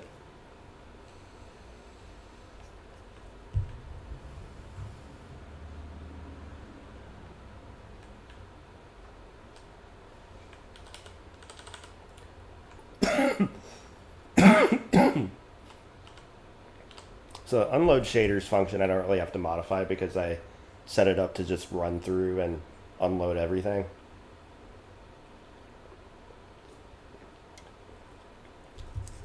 But whenever we add a new shader, we have to first load it.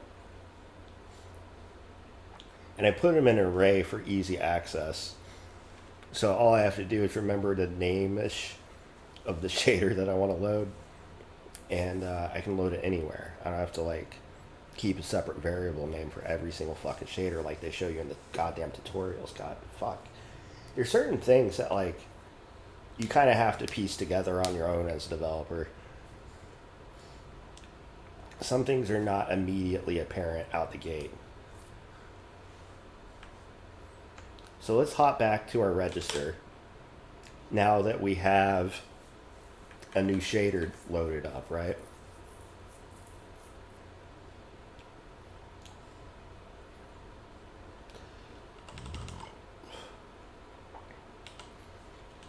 First, let's change the color of these from red to blue.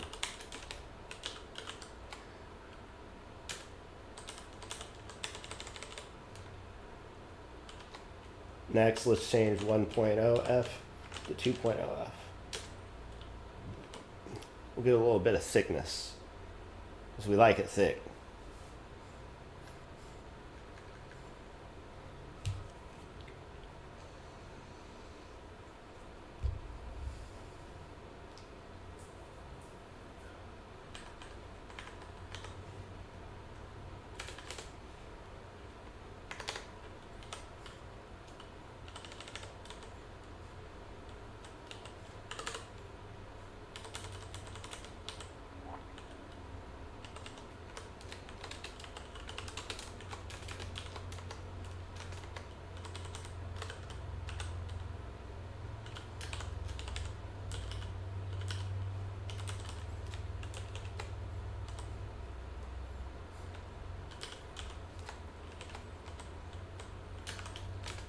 So if the menu merchant item selection is 0, then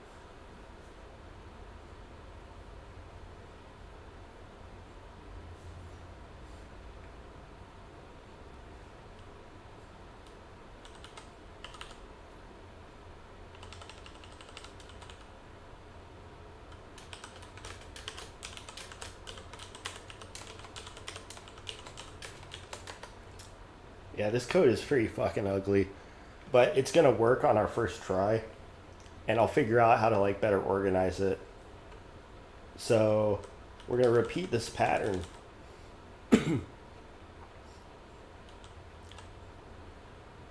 Actually, a better thing to do. Well, no, we're gonna have to reorganize this heavily, but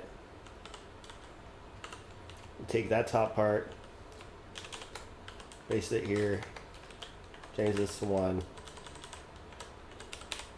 Take that top part, paste it to here, change that to 1.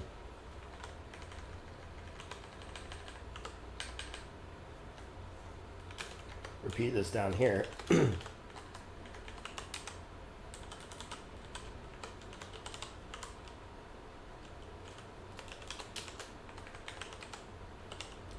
And boom. Now, when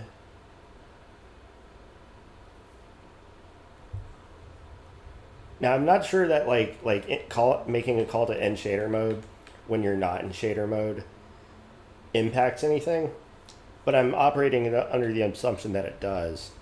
So at the end of the day, I may not need these checks to like end shader mode, and if that's the case, then I can actually clean this up quite a bit right out the box.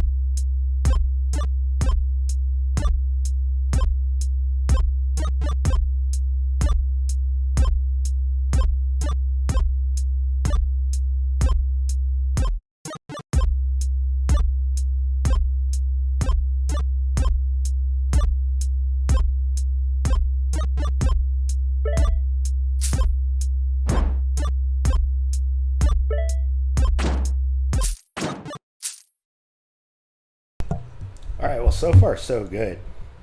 I'm actually really happy with how that looks, how that experiment turned out. So we're going to go and commit that code.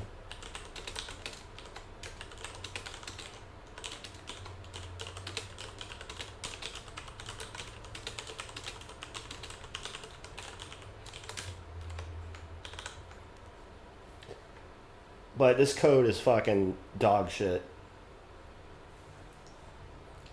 No offense, Gracie. I'm not trying to talk shit about your shit, but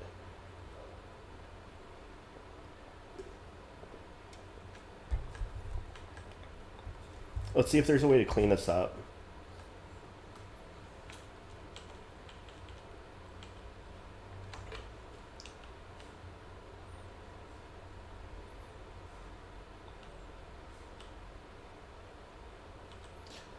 Okay, so we can actually pull this up.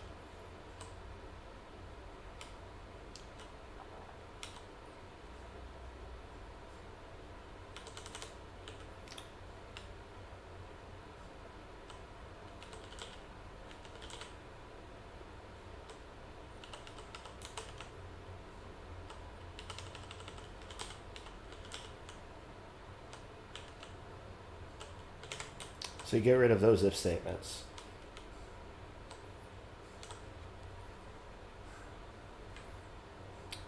All of these are using the same indices.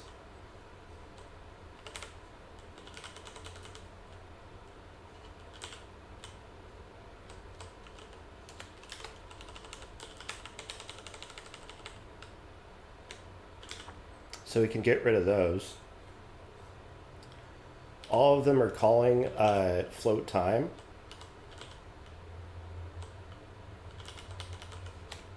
So we can move that out.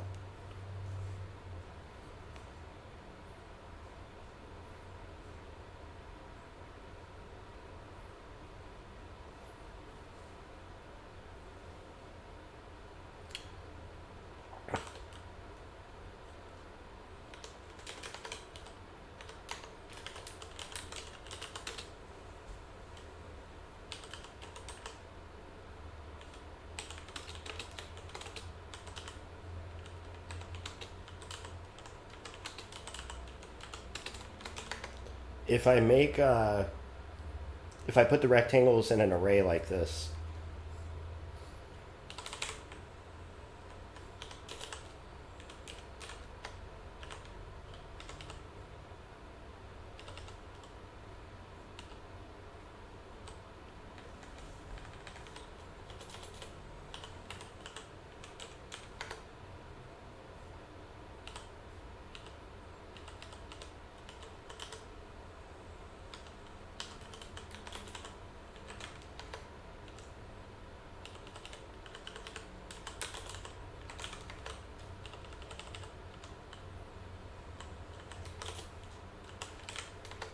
and we correctly update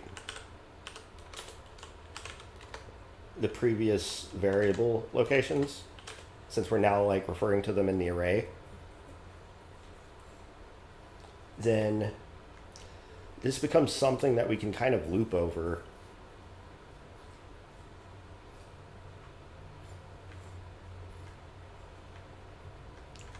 So for int I equals 0, I less than 3, I plus plus.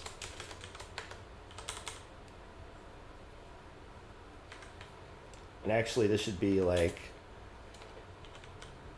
max, or wait, yeah, merchant item selects and max.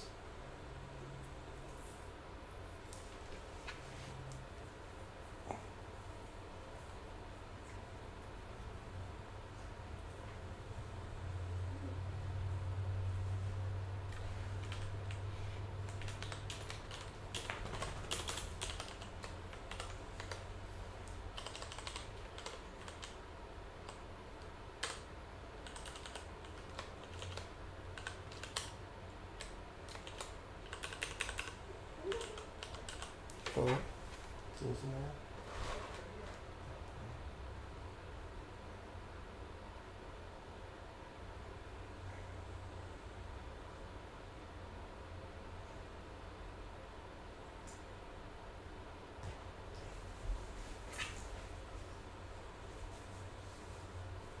wait, you got some more business you gotta do?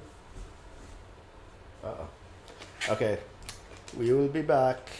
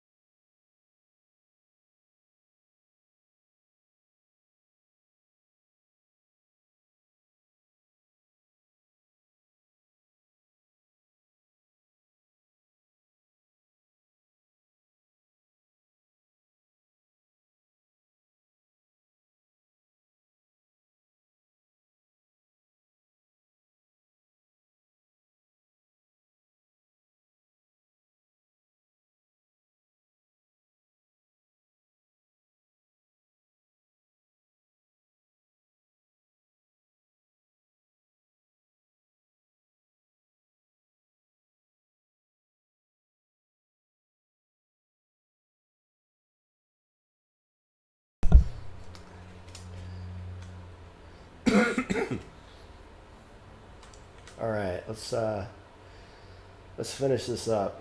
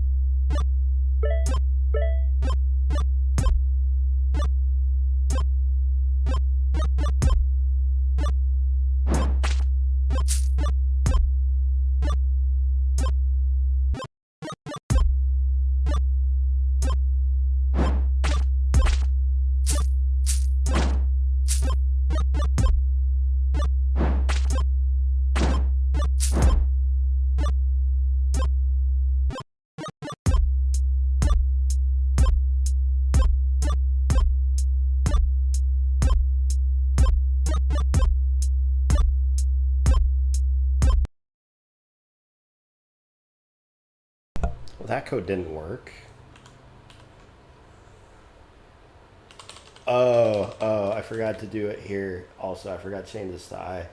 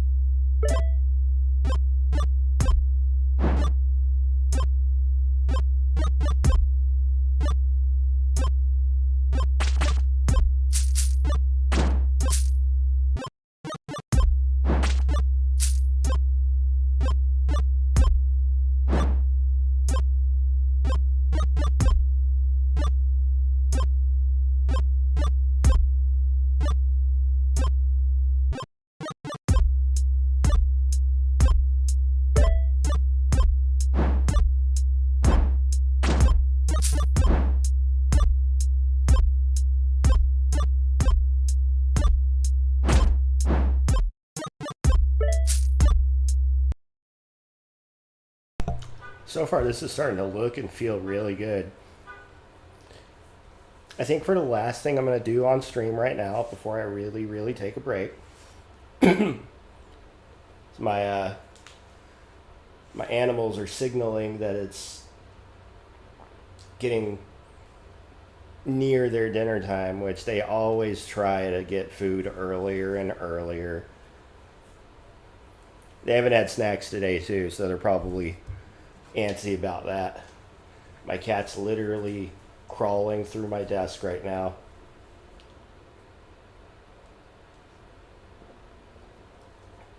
Looking for anything he can scrounge up.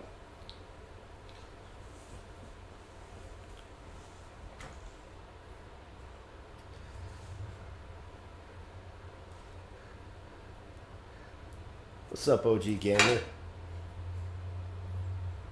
You better be careful, Nano. Get off that desk. Nano, get off that desk.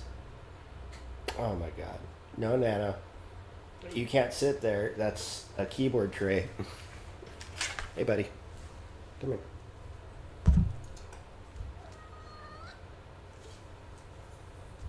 Say I have the internet.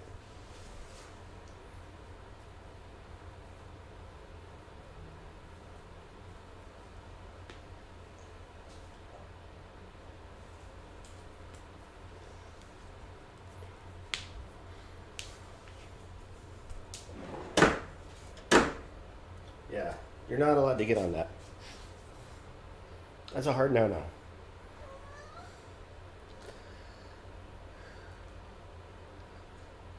Nice. I should really definitely think about that kind of thing.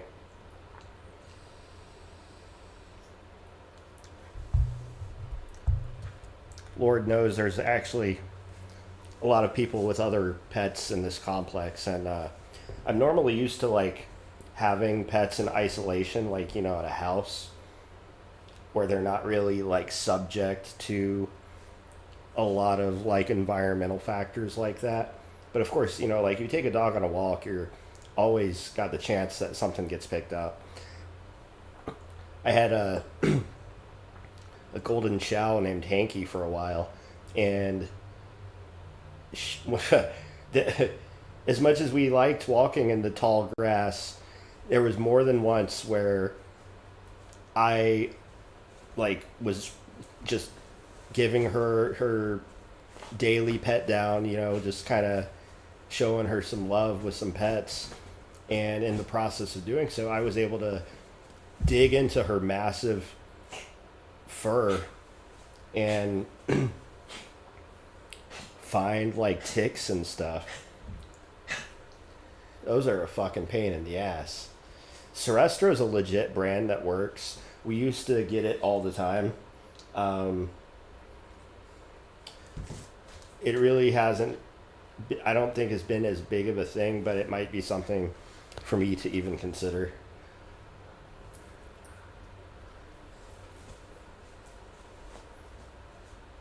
Like, I don't want my animals to be itchy from no fucking bugs.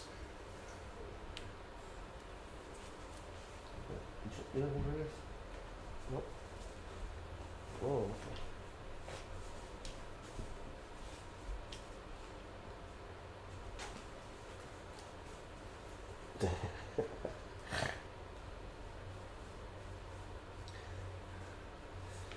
Let's see. Okay. The last thing I wanted to implement before I take a break is the beginnings of like actually getting a power up. I'm not going to do the full Monty where you're able to like select more than one. I'm just going to kind of like get the infrastructure rolling and implement like one single one. So the sword icon's a good target because it's already there. And the first modification I want you to be able to do is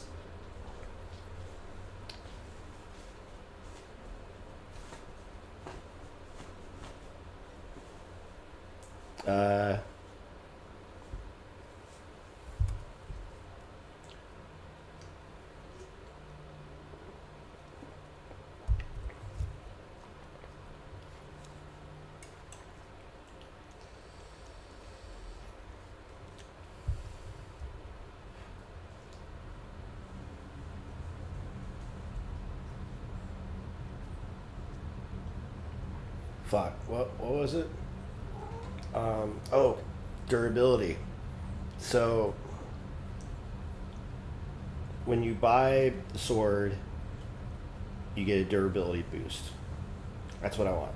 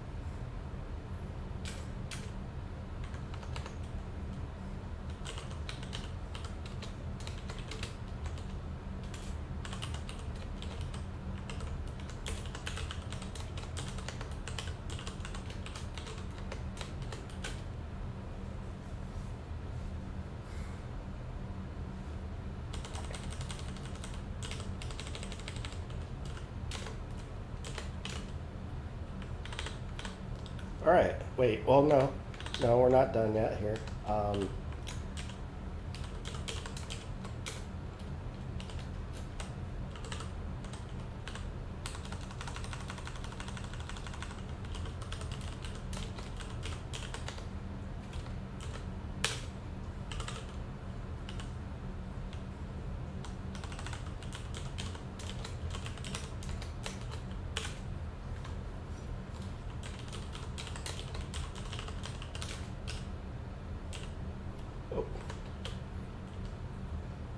So spent and current.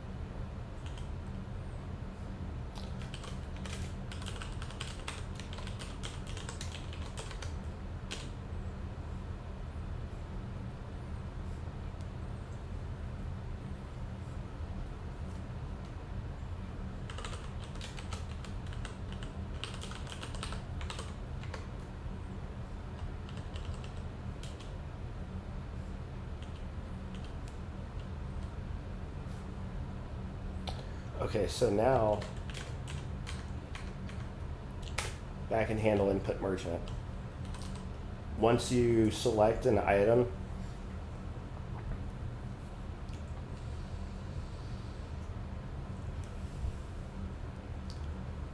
whatever the current cost is,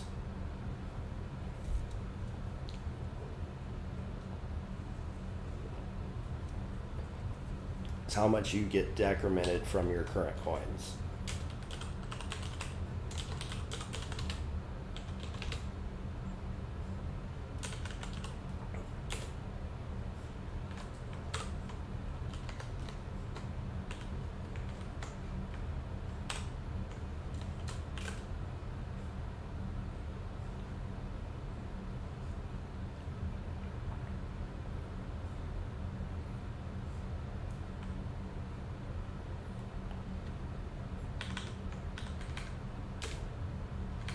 Here we go.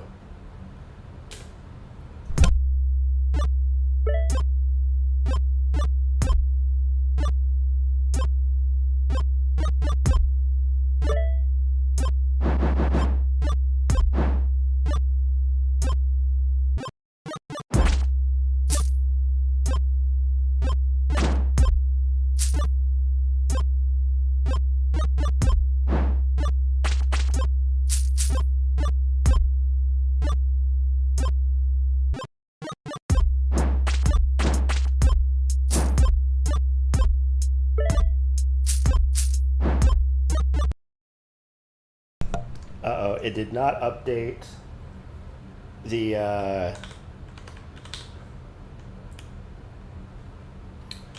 durability correctly.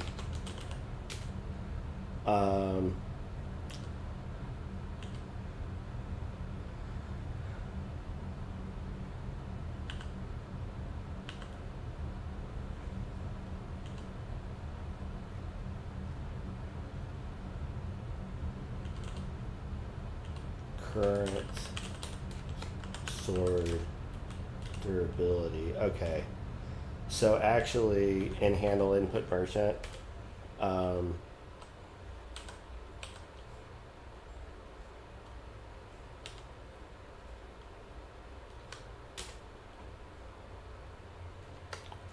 instead of doing this, all we actually have to do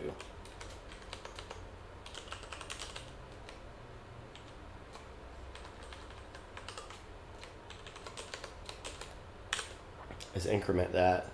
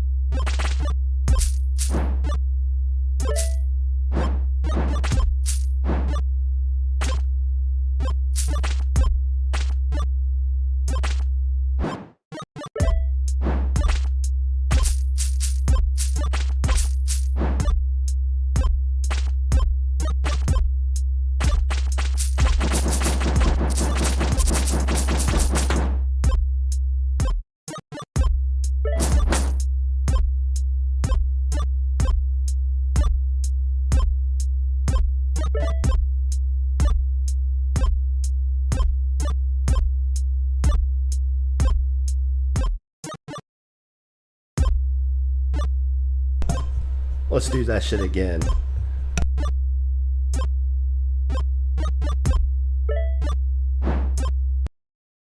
Oh wait, no, I have a bug.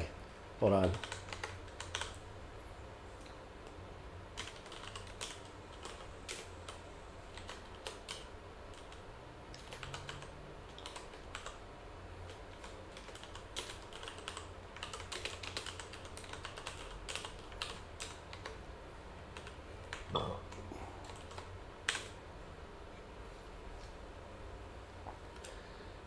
One of the more powerful power-ups you could possibly get later on would be to increment the starting swordster ability so that when you have a game over and you restart, you have better chance of getting further without having to visit the item store as often.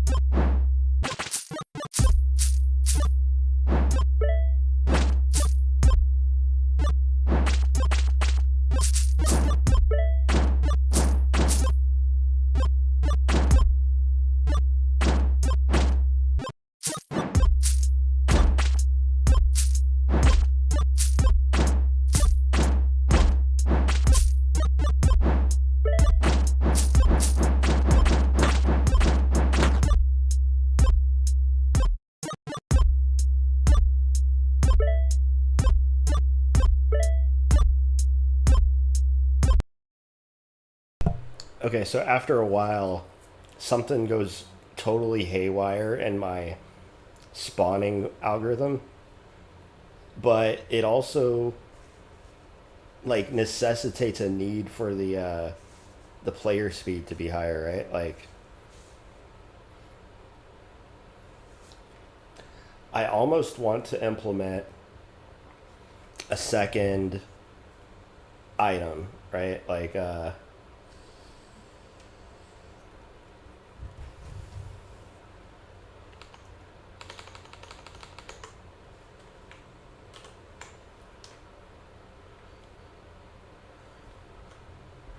I'm over in A Sprite right now, but I'll have something over here in a second.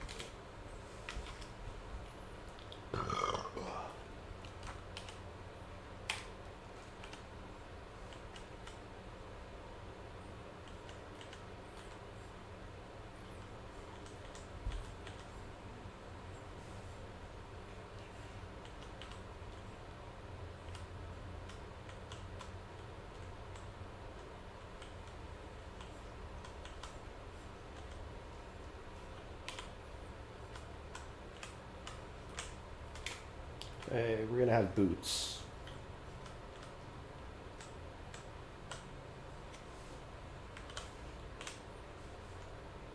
This will be an 8x6 asset.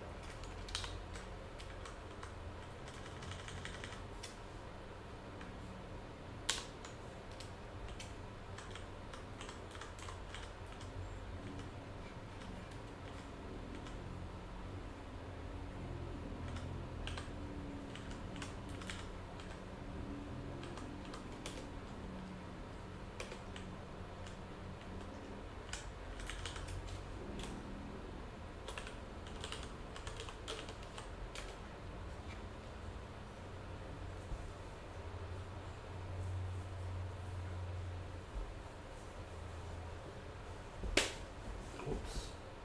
Okay.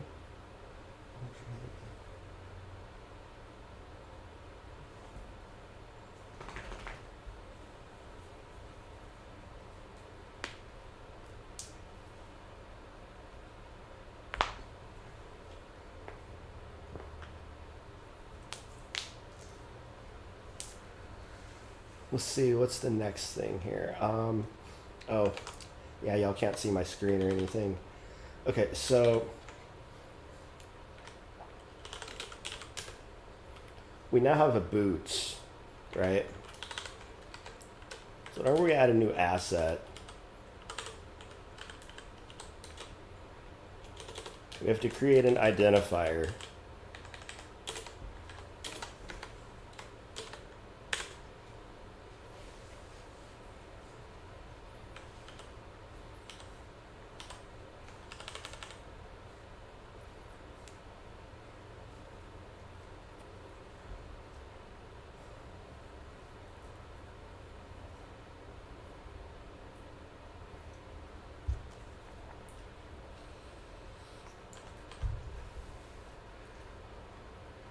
We don't have yet a item type.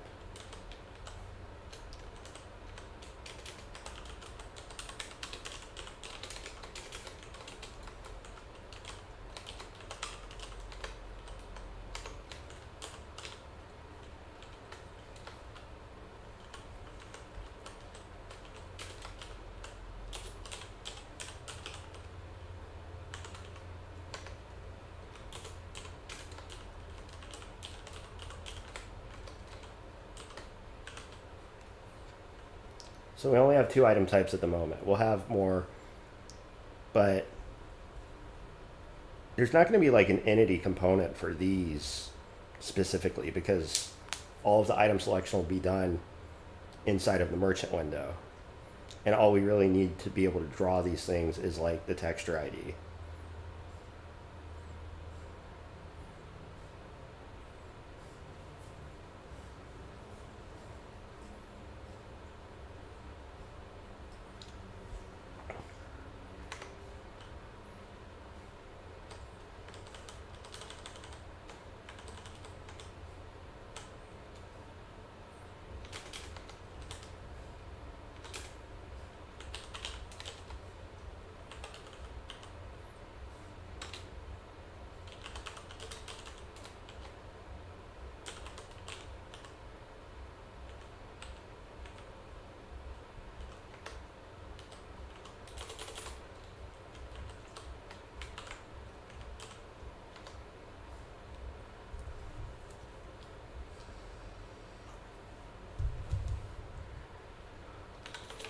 In the very beginning, we can pre-allocate some types in here.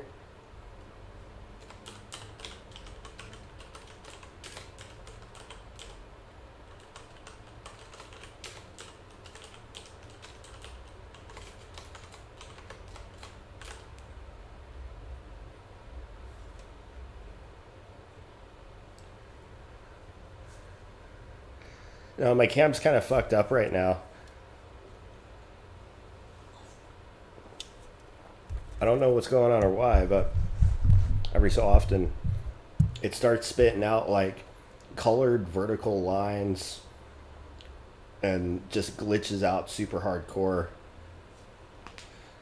It's made it really inconvenient for online meetings, especially streaming. I know people love that cam. But honestly, not having the cam on helps me focus.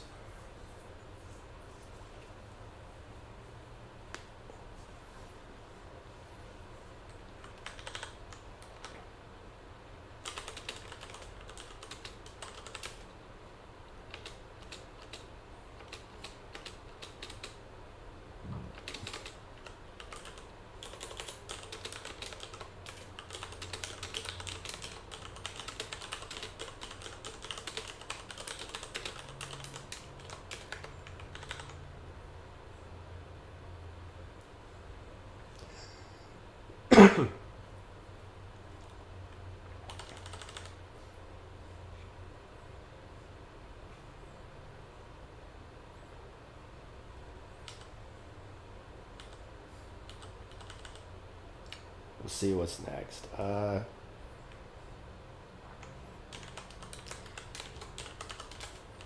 In-draw merchant.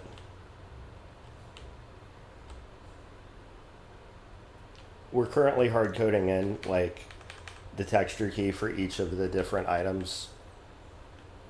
And the infrastructure I just wrote is going to allow us to more intelligently select which item to draw for each one of these.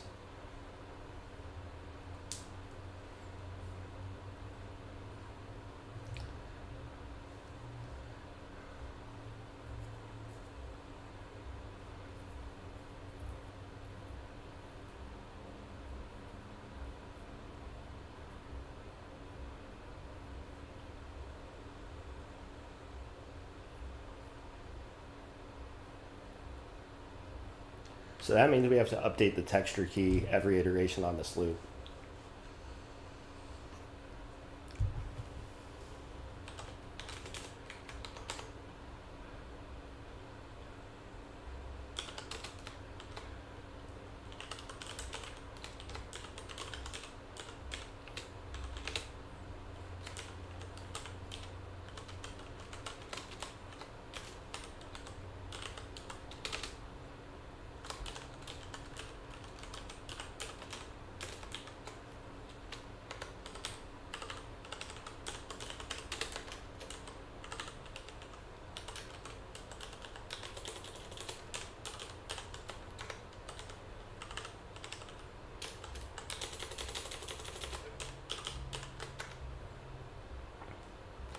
Now, before we try this, because at the moment we're not like implementing what happens when you actually select boots, let's make sure that texture key is not used elsewhere after that point. And it's not, so we're good. But actually, we do need to update the text. So like, because otherwise it's gonna say, like, we can hard code boots in for right now, but it's going to become clear that like the way that we're doing this needs to be updated. And actually, to maintain our change from earlier, we can do this as a like preparatory step.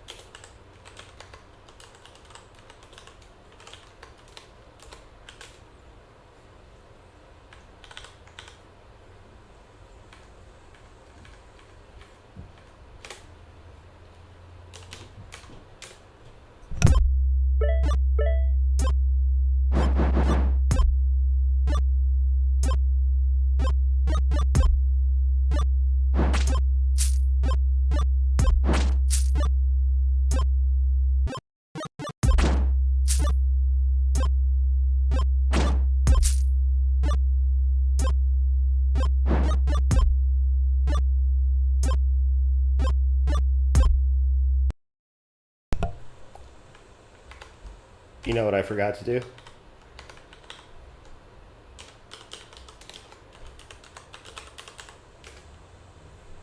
I forgot to load the boots.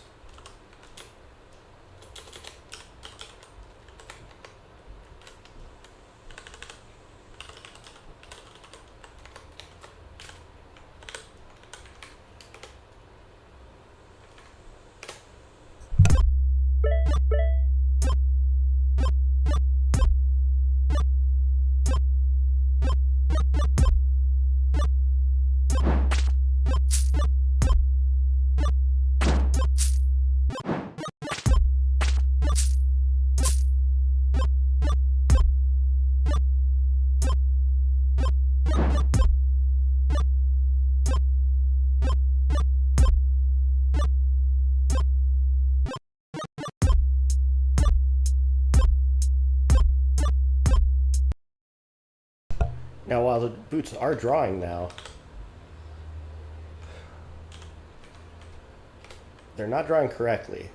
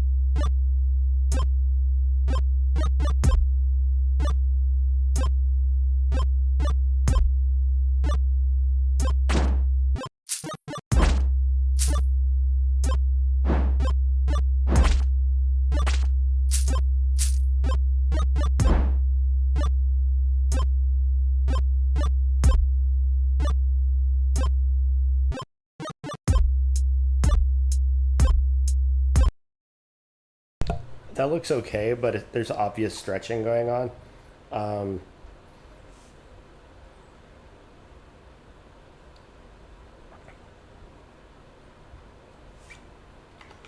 I'm trying to avoid having to like recompute destination for all of those as well.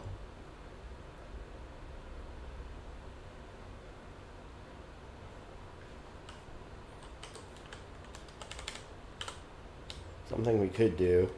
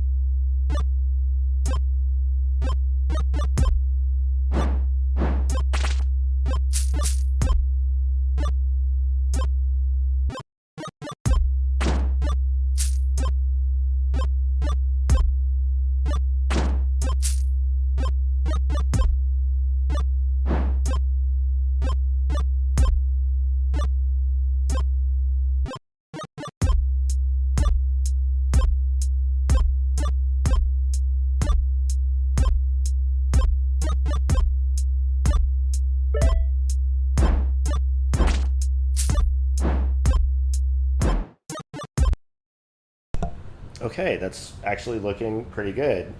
Um,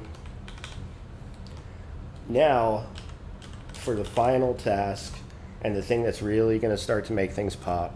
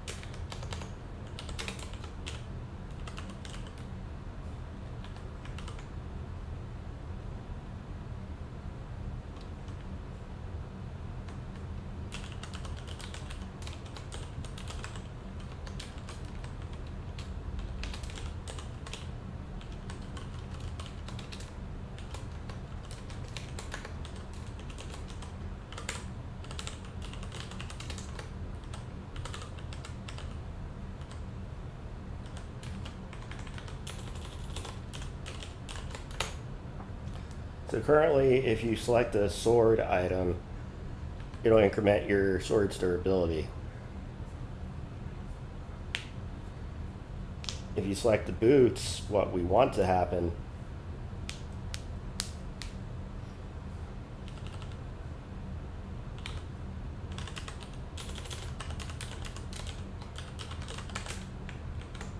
so first off, when we create the player, we attach a velocity component to it, even though the hero's velocity is only updated whenever the player is actually controlling the movement, whereas all of the other entities have an automatic velocity update that's happening.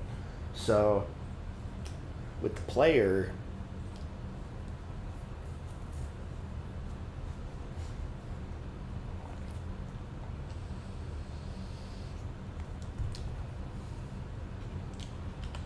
default movement speed is 0.25.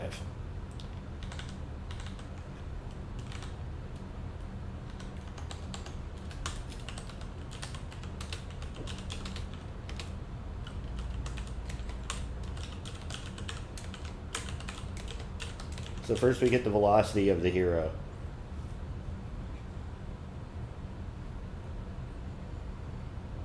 There is an X and Y component, and I am separating the two. However, at the moment, the player's up and down speed, left and right speed are all the same. It could be possible that we introduce individual types of boots that level up directional based velocity, but at the moment I'm just going to do like a flat update.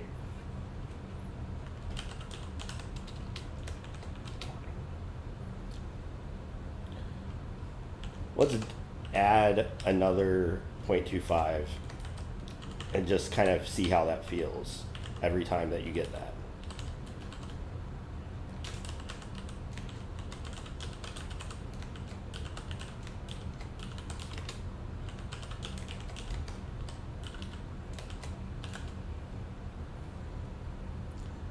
So there's our selection mechanic, and hopefully this should work out of the box.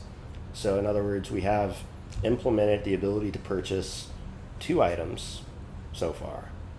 And we need a third one, and honestly the third one should be like a heart. And that shouldn't really be that hard for me to whip up.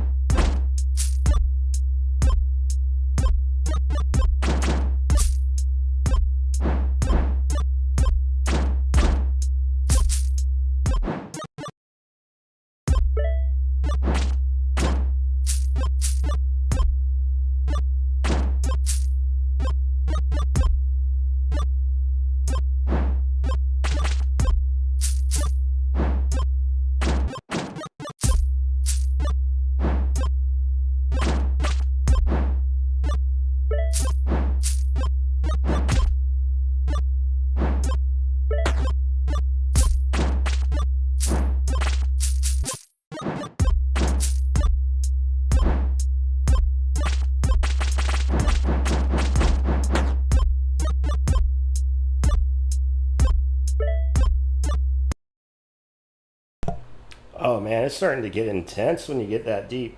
I'm gonna really have to figure out the spawning problem that's going on there. But I, the only way that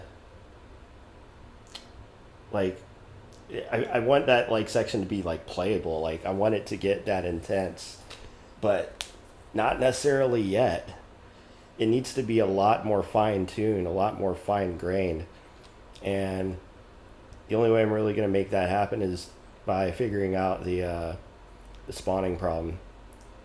I have to figure out like the perfect frequency to like update.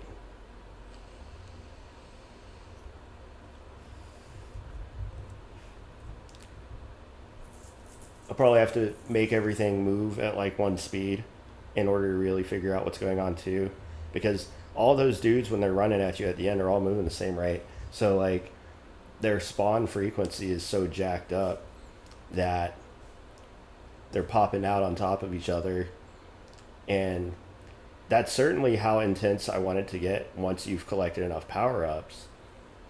But we ain't there yet, and even with well, so like I said, the level up should really only occur once you've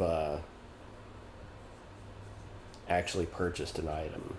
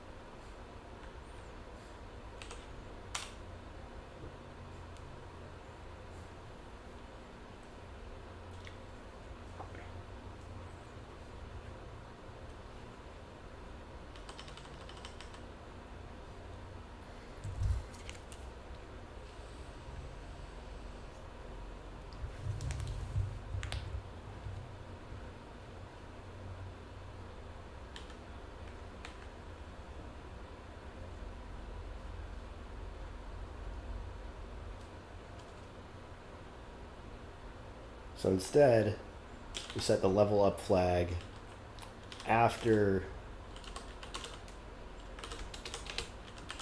you've purchased an item.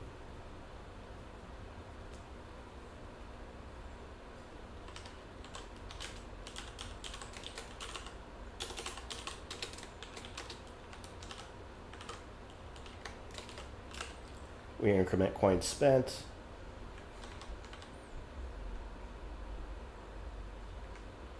I need to take a look at the spawn rate when it gets that crazy. It's like certainly after like level 6.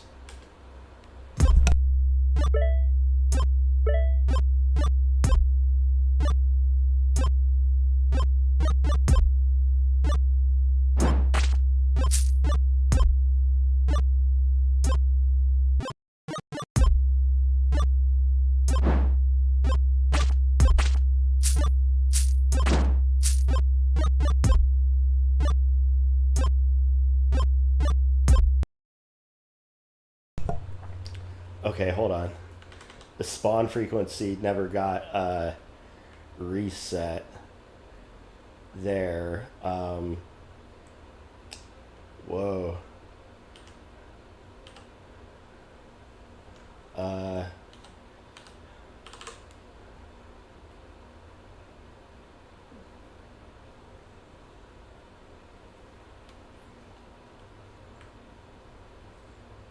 Oh, wait.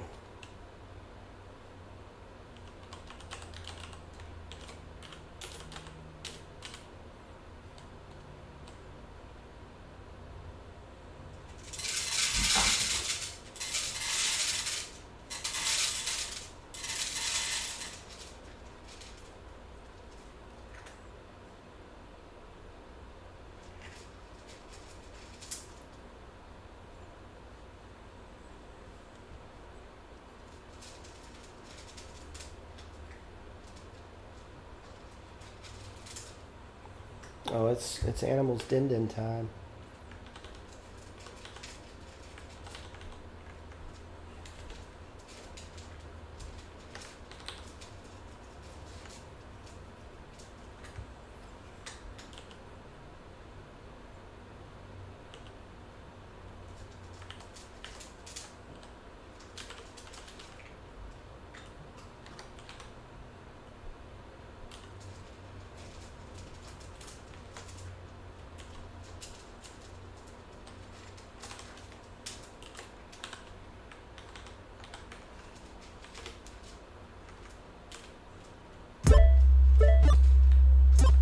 Let's just make sure that bug went away.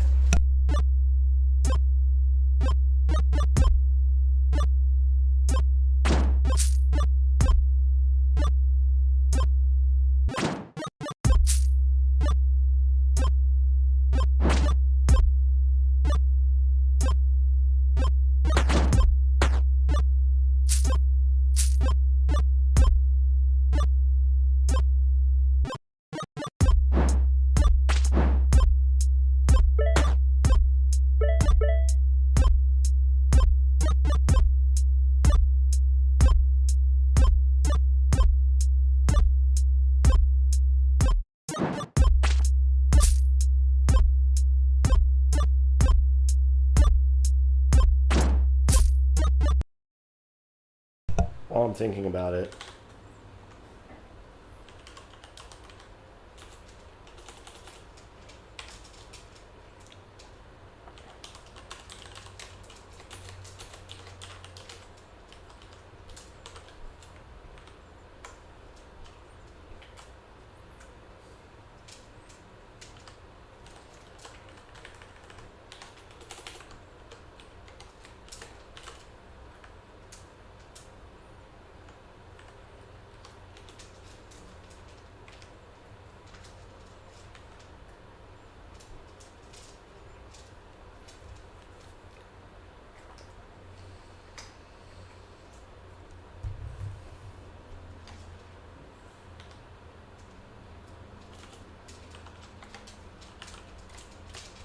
all right. You know what? I'm gonna call it a day. But I'm gonna merge this back into master.